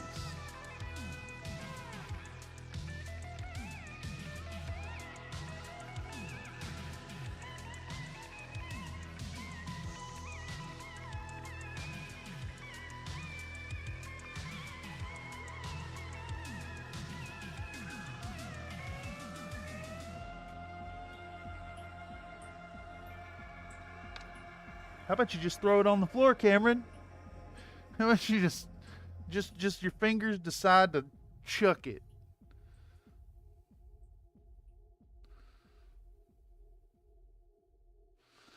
Good. I have no idea why my hand let go of that.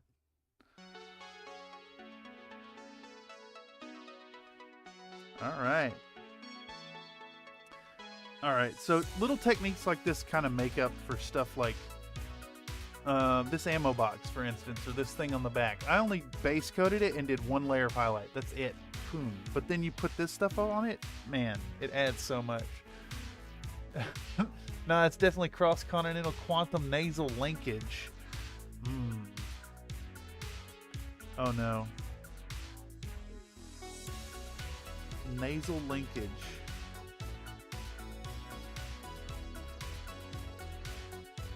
What's your preferred link cable for nasal linkage? If you're doing it in person. I'm personally partial to the old school Game Boy Color cable. It has a fun plug shape.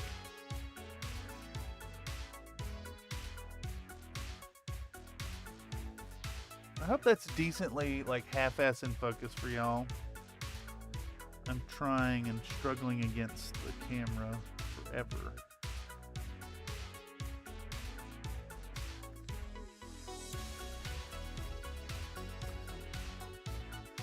.14 gauge titanium CBR. What's CBR?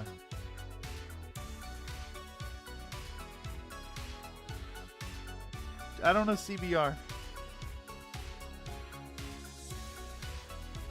I also don't know CPR. I wonder if that's a skill I should maybe think about picking up. It was one that my my mentor at the tattoo shop wanted me to learn, and I just never did. I don't even think it costs money. You can go to a free CPR seminar, get certified. Alright, little scratches. Little scratches. Do some little scratches on the paint. And I mean, don't that add so much to it though? Like that little bit of weathering. I know the camera's not picking up the contrast well enough. I guess the light is really washing it out. But there's layers to it. You've got the nice bright silver, but you also have all that like oxidey, reddish, brownish color around that. Captive bead ring. What is captive bead ring? I have no idea what the hell you're talking about. Are these words? Are you gaslighting me?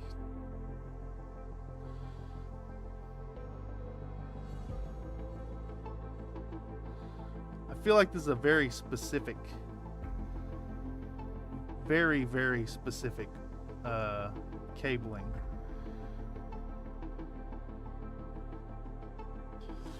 I don't know if you saw there that I've broken up the line. So instead of doing just a line straight across that, it's good to break up the line as well. Fill some of this back in. Some of that in there. Try to keep the little scritches real small. So this is all just again with that same tiny brush, that little one from Vallejo. Alright. Hit it and keep moving. That's enough. Less is more. Them round hoops folks be sticking through their bed.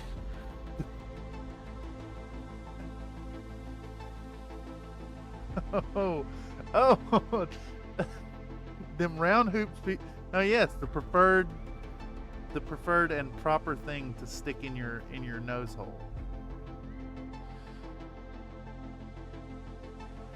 But I don't see how you could link two noses together with that.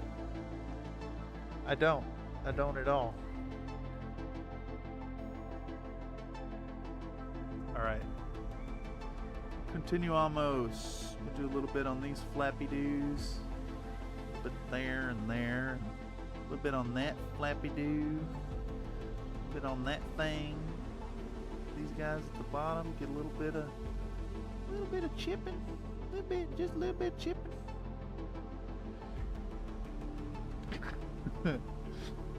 They just got real close together. Yes. Yes.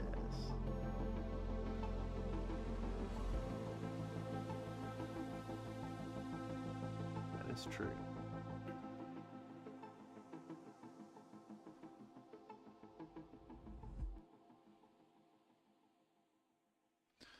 Alright, that looks pretty good there. Do a little bit back here, I think. A little bit there.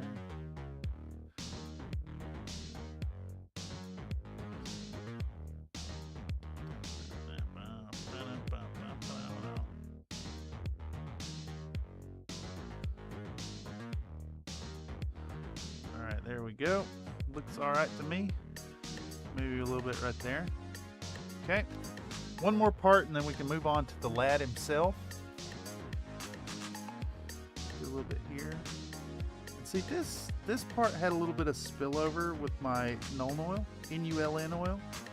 So we can actually just use the silver and put the same effect right over top of those spilled tide marks. And again, this is Vallejo metal color duraluminum, so it's really, really high flow, super rich pigmentation, just very thin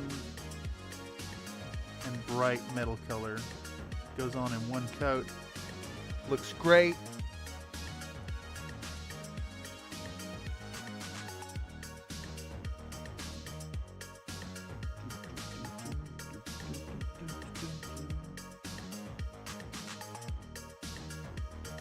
A little bit on the back here, and here on the yellow I want to try to preserve more of the brown, because that brownish reddish tone looks really good there.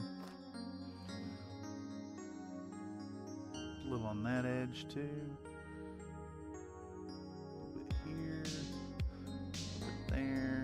Sharp edges, obviously, where the most paint's gonna rub off. I mean, if you think about, like, where's the most likely spot to have the paint rubbed off, and then above and beyond, where's the most likely part that the primer layer is also gonna be rubbed off. Which is what we're going for here. Of course, you know, the brush chipping, this could take 1,000,001 years. So you got to really pick how far you want to go with it. I mean, you could do the whole thing with brush application and just really, really go for it.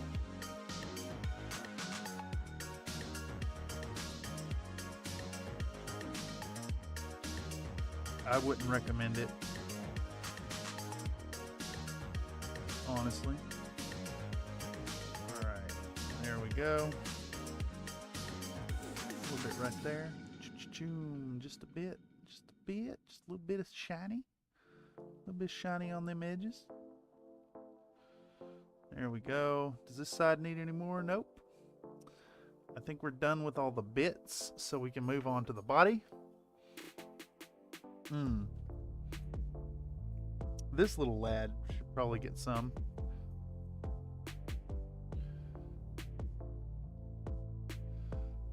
That's enough.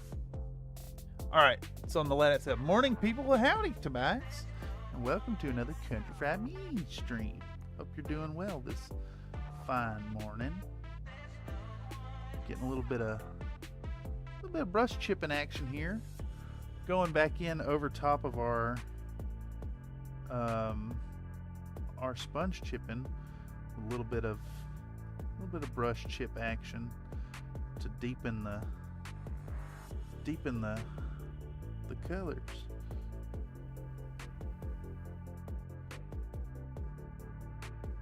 Again here, although we got some big patches to color in, we still want to kind of hit this with the less is more, where we can get away with it.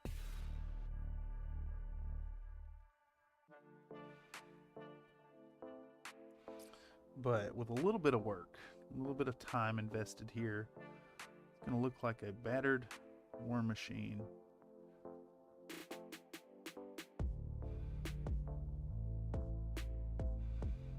And this especially helps on all the spots where we put a little too much of this spongy color. Ain't but one morning person here, and his name is Tobias. I mean, you say morning, but like the earliness with which you get up is still nighttime in my book. It's like the hour I often go to bed.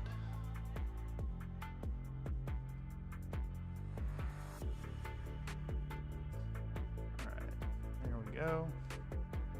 Coming right along. This thing is looking kind of awesome. I might have to add one to my own collection. I don't know what color I'd paint it though. Maybe something silly, like a big pink bunny rabbit. Something like that. I think that'd be kind of fun. I'm a morning person, says Sod9. Yeah, I gotta admit, you've hit me up a few times, which is AM for you, as I'm like finally going to bed.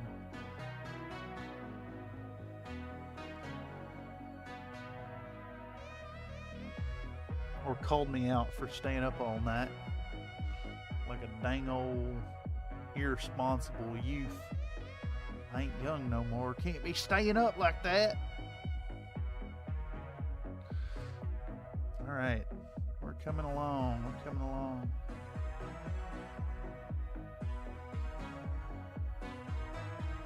Coming right along. Got a little bit on the front here.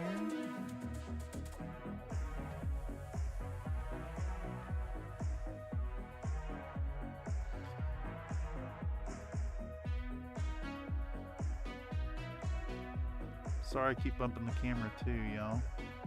It is just right there. All I gotta do is that, and I'm hitting it, you know? Trying to balance filming this and seeing what I'm doing is a pain in the derriere.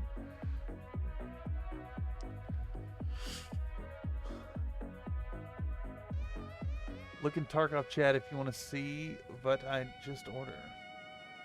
Start working for 7:30 every day. Dude, 7:30 is so early. 7:30 is the time I get up on move the car days when I've stayed up too late to feel like walking up the hill. I parked like, what, a mile from the house? I think it's about a mile. Like a 20-minute walk. It sucks, but it's a good spot. Real safe parking spot.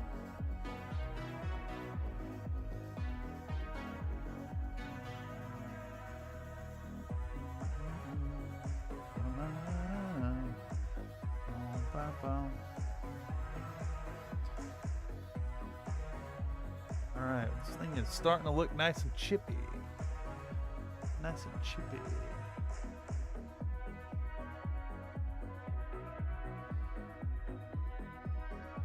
Nice and chippy. It's coming right along.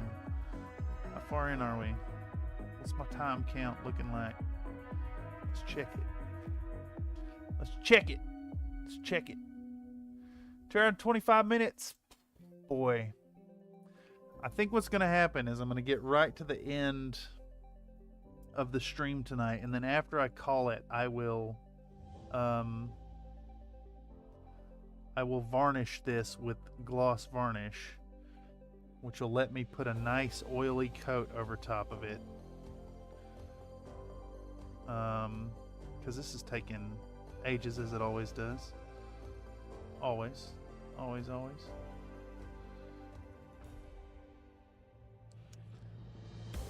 You know what? I have an idea. I'm going to do the oil stream tomorrow night. I'm going to do the oil stream tomorrow night. I'm going to prepare these models for oil stream tomorrow. They'll be ready for it tomorrow evening. We'll do the oil stream. I'll have this guy oiled up and ready to remove the paint. And I'll have the other models ready to get the oil wash. We'll get it done. That's what we'll do. Yep. Yep. Same time tomorrow, 6 p.m. PST. We'll do the oil stream.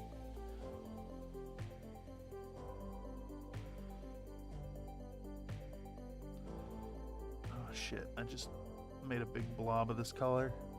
I think what I'll do to balance off that blob is do some smaller scratches around it. Okay. That looks alright.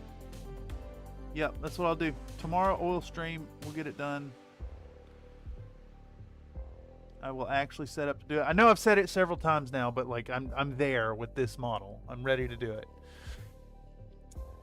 Nightbot coming in with another factoid saying the Japanese term for a shotgun wedding is dekichata kekon, which literally translates to "oops, we did it" marriage. Man, Japanese have fun with words. They really do.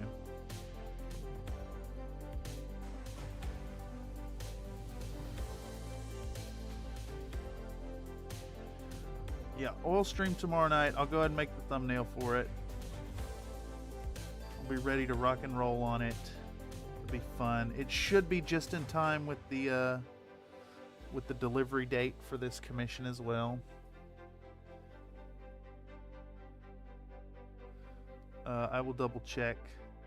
Apologies, Zach P, again for my need to keep pushing this back.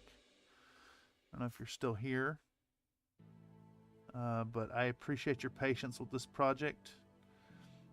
It has turned into more work than I was anticipating. And I'm a negligent, terrible businessman.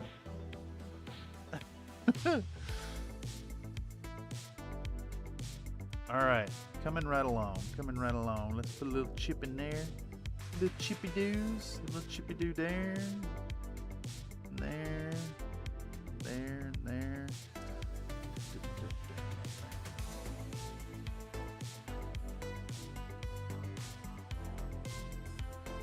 You got some back here, yeah.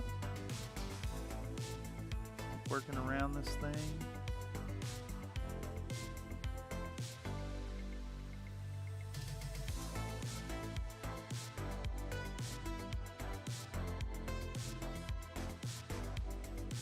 And I see a spot here where I'm out of the frame, I'm sorry. I see a spot here where I've spilled out some of the NULN oil, so I can actually just do the same with that and pretend like it was part of the chipping effect. Alright. I hope I wasn't just painting for like 10 minutes with this out of frame. I tend to drift towards myself while working.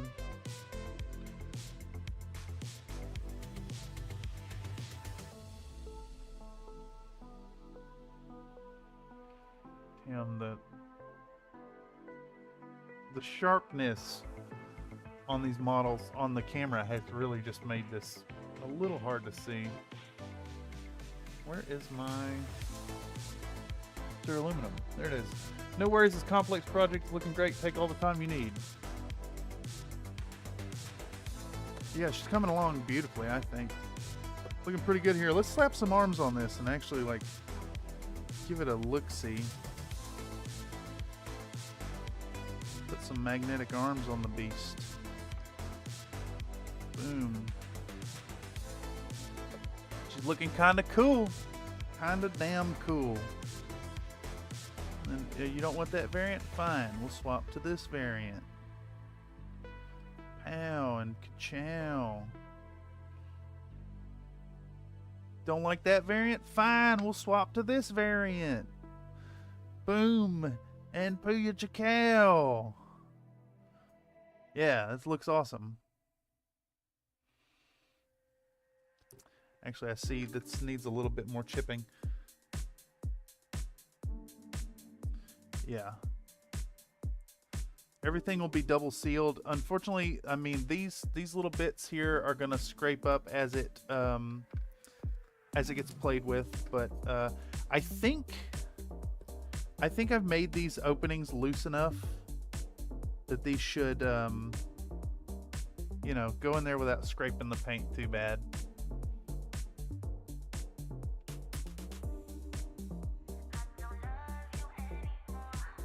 It's an awesome song. I think this might be my number one of the playlist.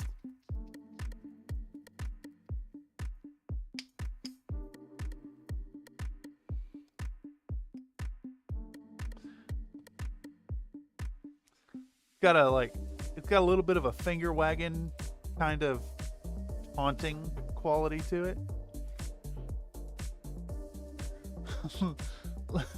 Left arm destroyed, throw it on the ground. Yeah, it does have magnets. It's magnets. It's magnetized. That's how we did this. Pachoo, pachow. They're held on by magnets. But just, you know, they're in there. And then it'll be on here doing a big steppy. Wait, it goes like this. Doing big steppy. Fun model. Really, really fun model. We still need to put some turf and stuff on here. What's our time looking like? What's our time looking like, y'all? What's our time look like? 2:33. Okay. Damn. Every time I think I've got a model figured out, it ends up taking so much more time than I anticipated. But that's fine. I think part of it, you know, is me doing it to myself too, with the details, the extra details I include, like all this chipping and all the decals and the bonus shit on the base, you know. But, you know, I want my client to be happy with the work. Looks so good. What is this even for? Battletech. Yeah, it's a super heavy for Battletech. And she was painted up with a lot of sponge work. The base tone was built up with sponges. Let's see. I did all the metals with a brush, and I did all the yellow with a brush. The freehand, well, there was a whole stream dedicated to the freehand on this thing. So that was a 3 extra hours added to the project itself. But that's fine. I'm actually really excited to include this in my portfolio pictures on the Fiverr page.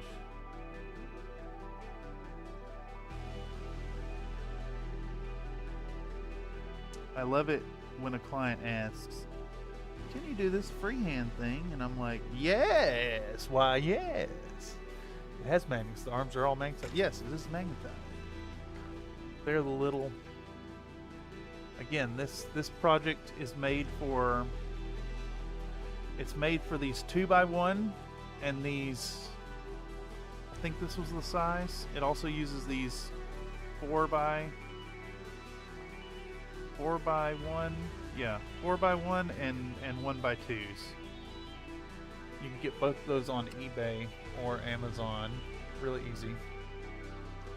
Model is in the description. You want to pick it up yourself and get the 3D print.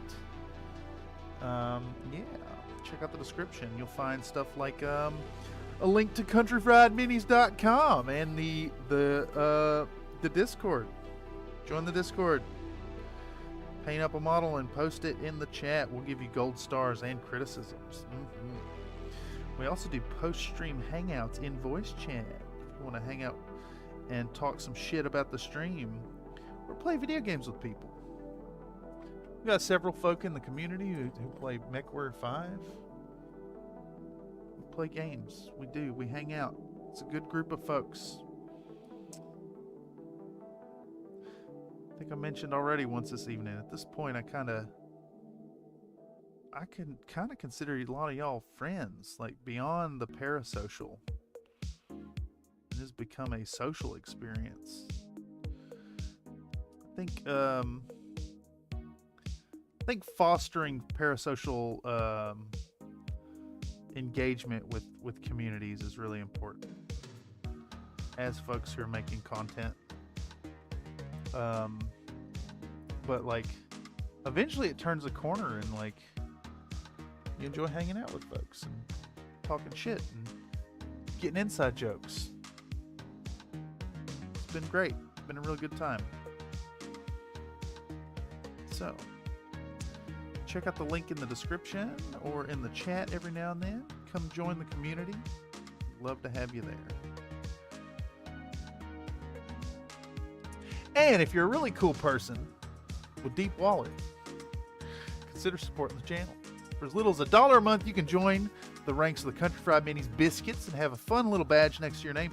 Biscuit-based emojis for the chat, as well as a few exclusive benefits like priority consideration for community-streamed events and the occasional little bit of content posted just for members. Consider joining the Country Fried Minis membership today.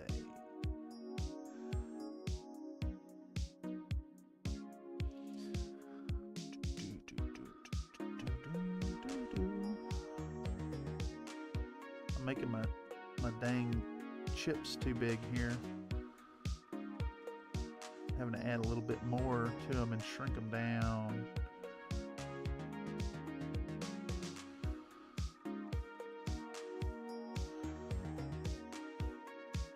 This thing is coming along swimmingly now. Looking really good. Not to back pat myself, but damn, the chipping effect adds so much depth to a model. I did Discord once, it was alright. It's alright. I mean, what else are you going to use, though? I mean, really. You can call me on my cell phone, I guess, but I made the mistake of giving that number out once before, and I don't know if I'll do it again.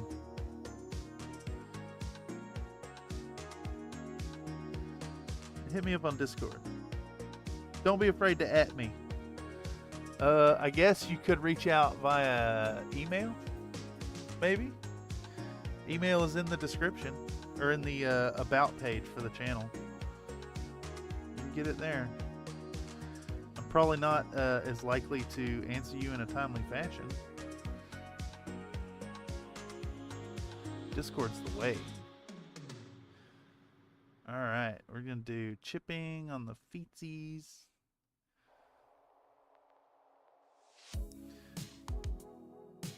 Alright. A little bit back here, maybe. In the back. This thing is starting to look damn cool. I really want to do... I think I want to do some SLDF mechs now, looking at this paint scheme. It's kind of close to them, or I guess, is Davion Green just SLDF colors? Biscuit time. Man, I want a biscuit. Yeah. Yeah, I could go for some biscuits. I ain't had a biscuit in a hot minute, yo. In a hot minute. The biscuit intake in my life is very low. I usually get biscuits during the holidays, though. Whenever I make it back home to visit the family. My mom has really figured out vegan biscuits and gravy for me.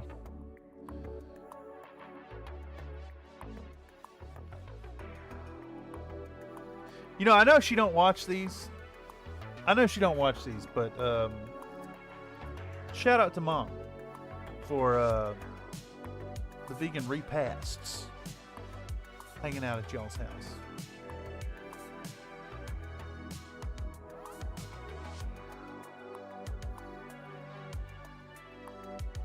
It's been a while since I've been able to visit the folks. I've been a little broke. Living the student life does not exactly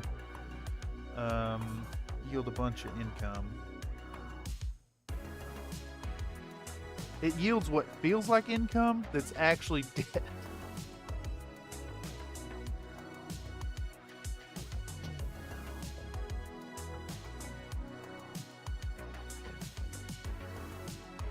Alright, we're doing some chippy stuff here. Chippy doos and chippy don'ts. And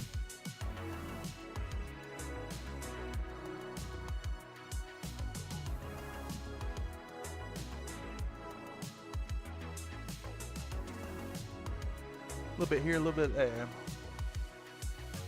Country Fried Moms. Moms is 13% Country Fried. Yeah, that does feel about right. I'm a morning person, but you give me biscuits and gravy, I'm calling into work for a 2-hour nap. Damn, dude, biscuits and gravy. Man. For any of y'all out there in Europe or Australia or I don't know where else doesn't have proper biscuits. If you ain't had down home American country style biscuits and gravy, do yourselves a favor and eat some of that hot slop. It is so good. It's so fucking good. It is something special.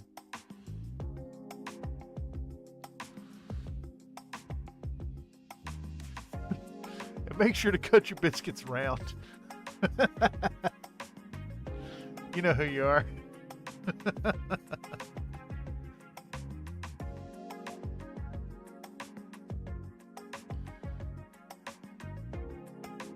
Oh, this is another good one. Low Five killing it tonight.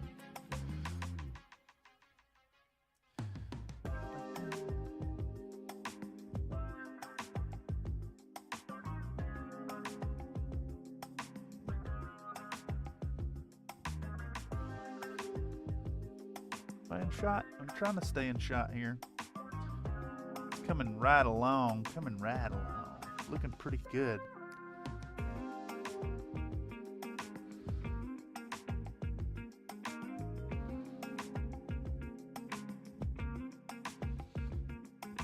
Try not to overdo it too much with this silver effect, but I'm realizing there's a lot of chips on this. I maybe should have been a little less liberal with the silver. But it's looking fine.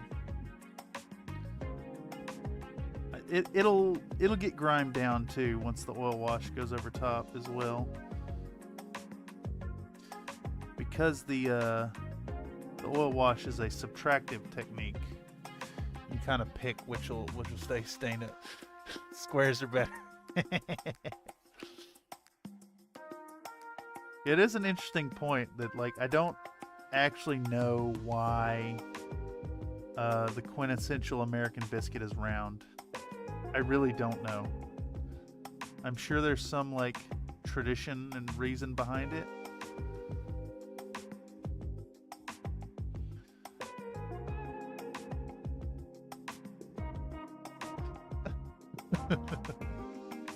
Anyhow, I want to take a second to thank y'all for showing up tonight. I really appreciate it. I see the number of folks who've been in chat tonight. It is really humbling, and I am super appreciative that y'all have taken the time out of your evening to hang out here on Country Fried Minis and watch me get some painting done. The interaction in chat really adds to my experience, and I hope as a good trade-off, y'all are getting something, entertainment and informative input both. From these experiences. So if you do like what you see, make sure to consider liking, subscribing, all that good stuff that keeps the algorithm pushing this out to more folks. But come on back, Wednesday night, 6 p.m. PST, we paint. I very nearly skipped painting tonight, but I realized that I have a weekly show, y'all. I've got to be here. Gotta get the painting done, even if it's not something I'm filming. And furthermore, if you buy a commission over on Fiverr.com, you could see your models being painted here on stream. Give direct input to the artist. Would love to take on your project. Most projects, I should clarify. Hit me up on Fiverr, fiverr.com/Thurston Studios. It's Fiverr with 2 R's. I believe the link comes up every now and then in the live chat. Never hurts to send an inquiry. Don't cost nothing. Excuse me. Now that lady's seen some shit. She needs to show her scars. Pretty sure it's because the glass used to punch them out. Glass used to punch them out. Yeah. Oh, yes. The biscuits. It's because the glass used to punch them out. Yeah, but like, why is it a glass used to punch them out instead of just cutting it with a knife? Like, I'm sure there's some tradition behind that.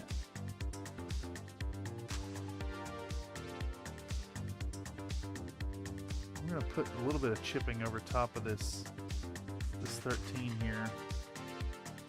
Some lateral strokes on it. There we go. It's funny, I'm sitting here thinking too that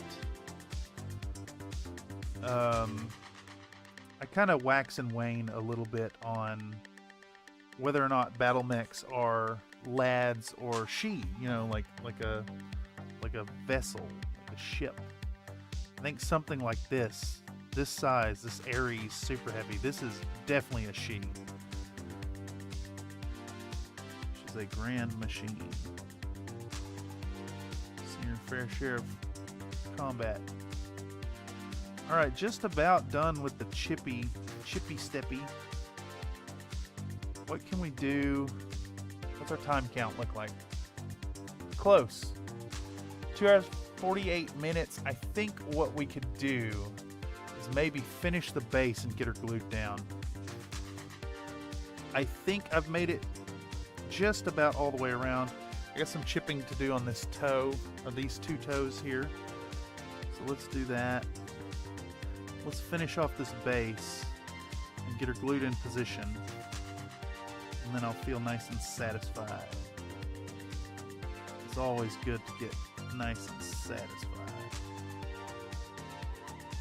You know, sometimes I just feel like I can't get no satisfaction.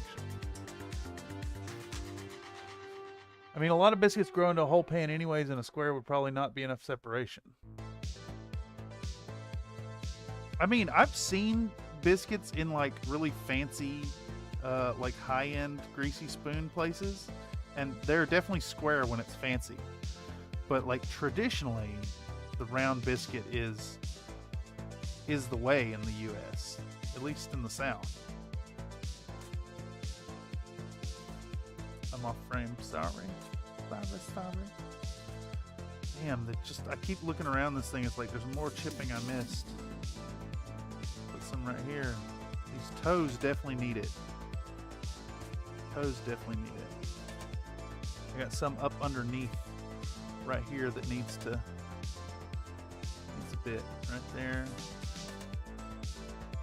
There we go. A little bit here. A little bit there. And the bottom of this foot is going to be kind of seen, so we want to just zip across all of these.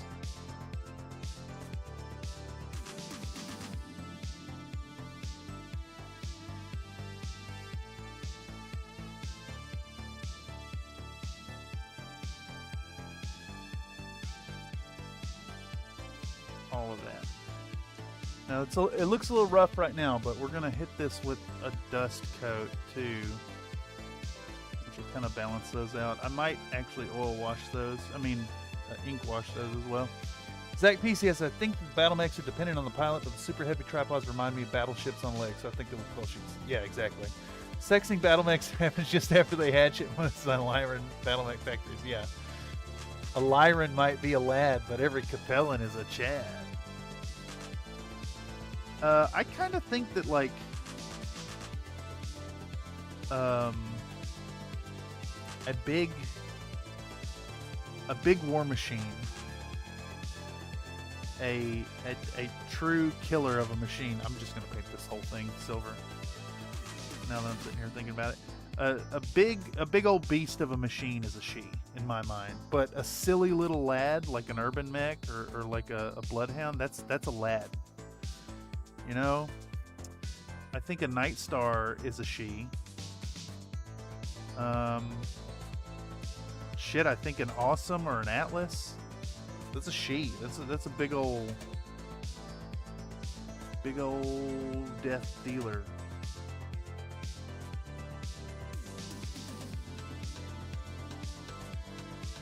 I don't know. Maybe the Atlas has a bit of a masculine quality to it.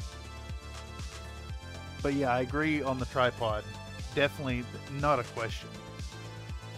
It's a she, like a seagoing vessel. All right, so we'll put an ink wash on the bottom of that foot too once it dries. But I want to get this base done before we're done with the stream here. How much time do I got? How much time I got? 8 minutes. I ain't got time for this. What we can do here,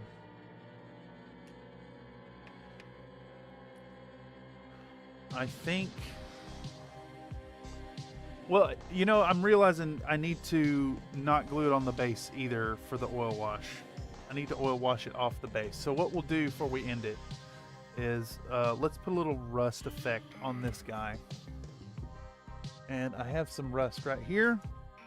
So use my dirty down rust, and I'm not going to lick the brush with this because this shit is poison. Let's come out on the zoom a bit. Now, as always, this needs to be stirred up. This stuff separates out really bad every time. You want all the gunk incorporated from the bottom of the bottle if you have any of this stuff. You need all of the gunk incorporated or it's not going to dry properly. It's not going to have the matte effect. See how all that shit is separated out? I would need all of that back into suspension. Nightbot coming in with a factoid claiming the blue whale's heart is the size of a VW Beetle and weighs up to 1,000 pounds, 453 kilograms. Yeah, I remember reading that somewhere. I also remember reading that a human could swim through the aorta of a... Was it the aorta or the ventricles? I guess same kind of diameter. Human could swim through the largest blood vessels in a blue whale, which is crazy. Another Nate says, what if you have two busted Urbies, male and female, and they have just enough functional parts to get a working mech out of the fusion? No. No. This is cursed, and I will not have it here on the channel. Yes. I will not have it here on the channel. I will not have such shit here. It's not poison if it's water soluble. Okay. It's not poison, eh? Danger. Extremely flammable liquid and vapor. Eye and skin irritant. Harmful or fatal if swallowed.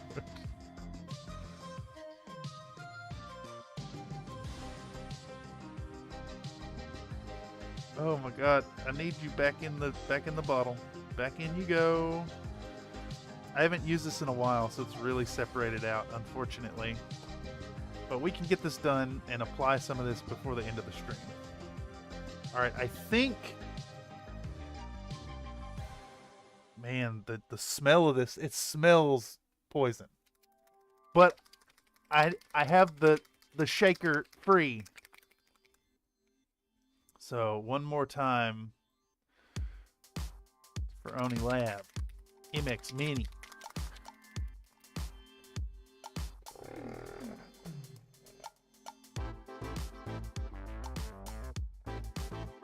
Damn, it's a good one.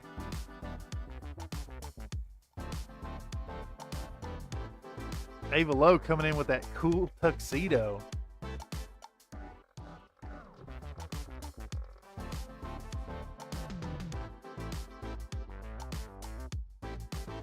Weird way to say delicious. Yeah, exactly. So farty, yeah. Where do you draw the line with harmful or fatal? I think right before the part that says fatal.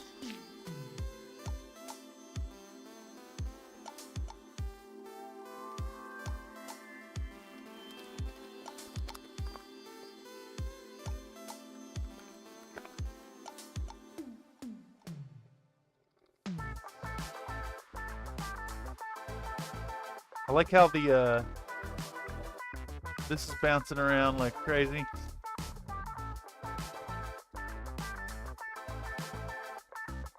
I mean, I'm not exaggerating. You really need this shit shook up.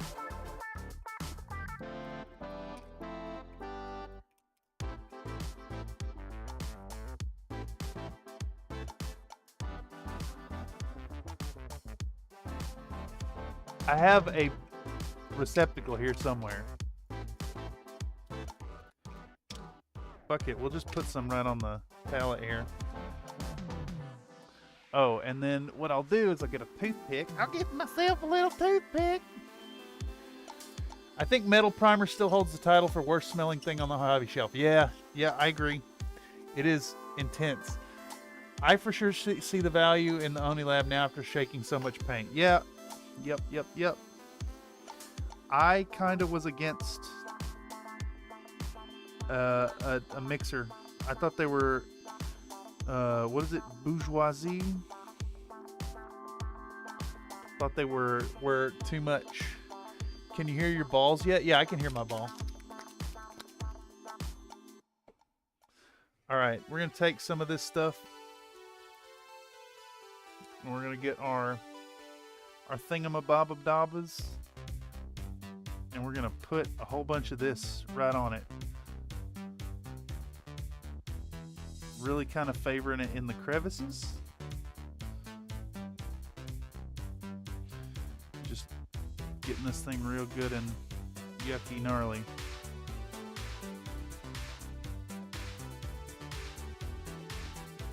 You can see immediately this stuff is drying into a very matte, super matte, rusty finish, which is so cool. I love this product. If you don't have this in your arsenal, pick you up a bottle. I don't care how much you got to pay for it. 25 bucks. I know it's a little high if you buy it on Amazon.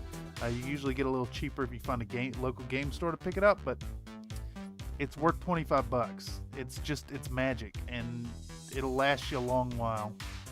Unless you're painting, like, I don't know, Nurgly models, and you need just tons and tons of the stuff. Man, it makes rust. It looks like rust when it dries. And it is water soluble. It is not edible. Don't eat it. Get this nice crusty, like, you can build it up real thick. Just make sure to shake it really well. All right. And unfortunately, I think that's about all we can do tonight. It just hit me that I need to glue this thing together, but not glue it on the base. As far as the base itself, we need to get, I also need to do the cockpit glass and the weapon ports, so I still have some work to do. But we're gonna glue this little lad on the base.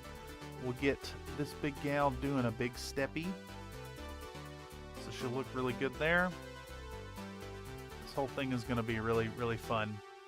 I'm gonna clean up the coloration. I need a better gradation between the base tone and the dust color.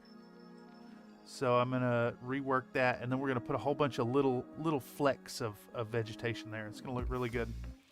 I'm gonna work on these tomorrow, maybe a little bit more into the evening tonight, but tomorrow for sure.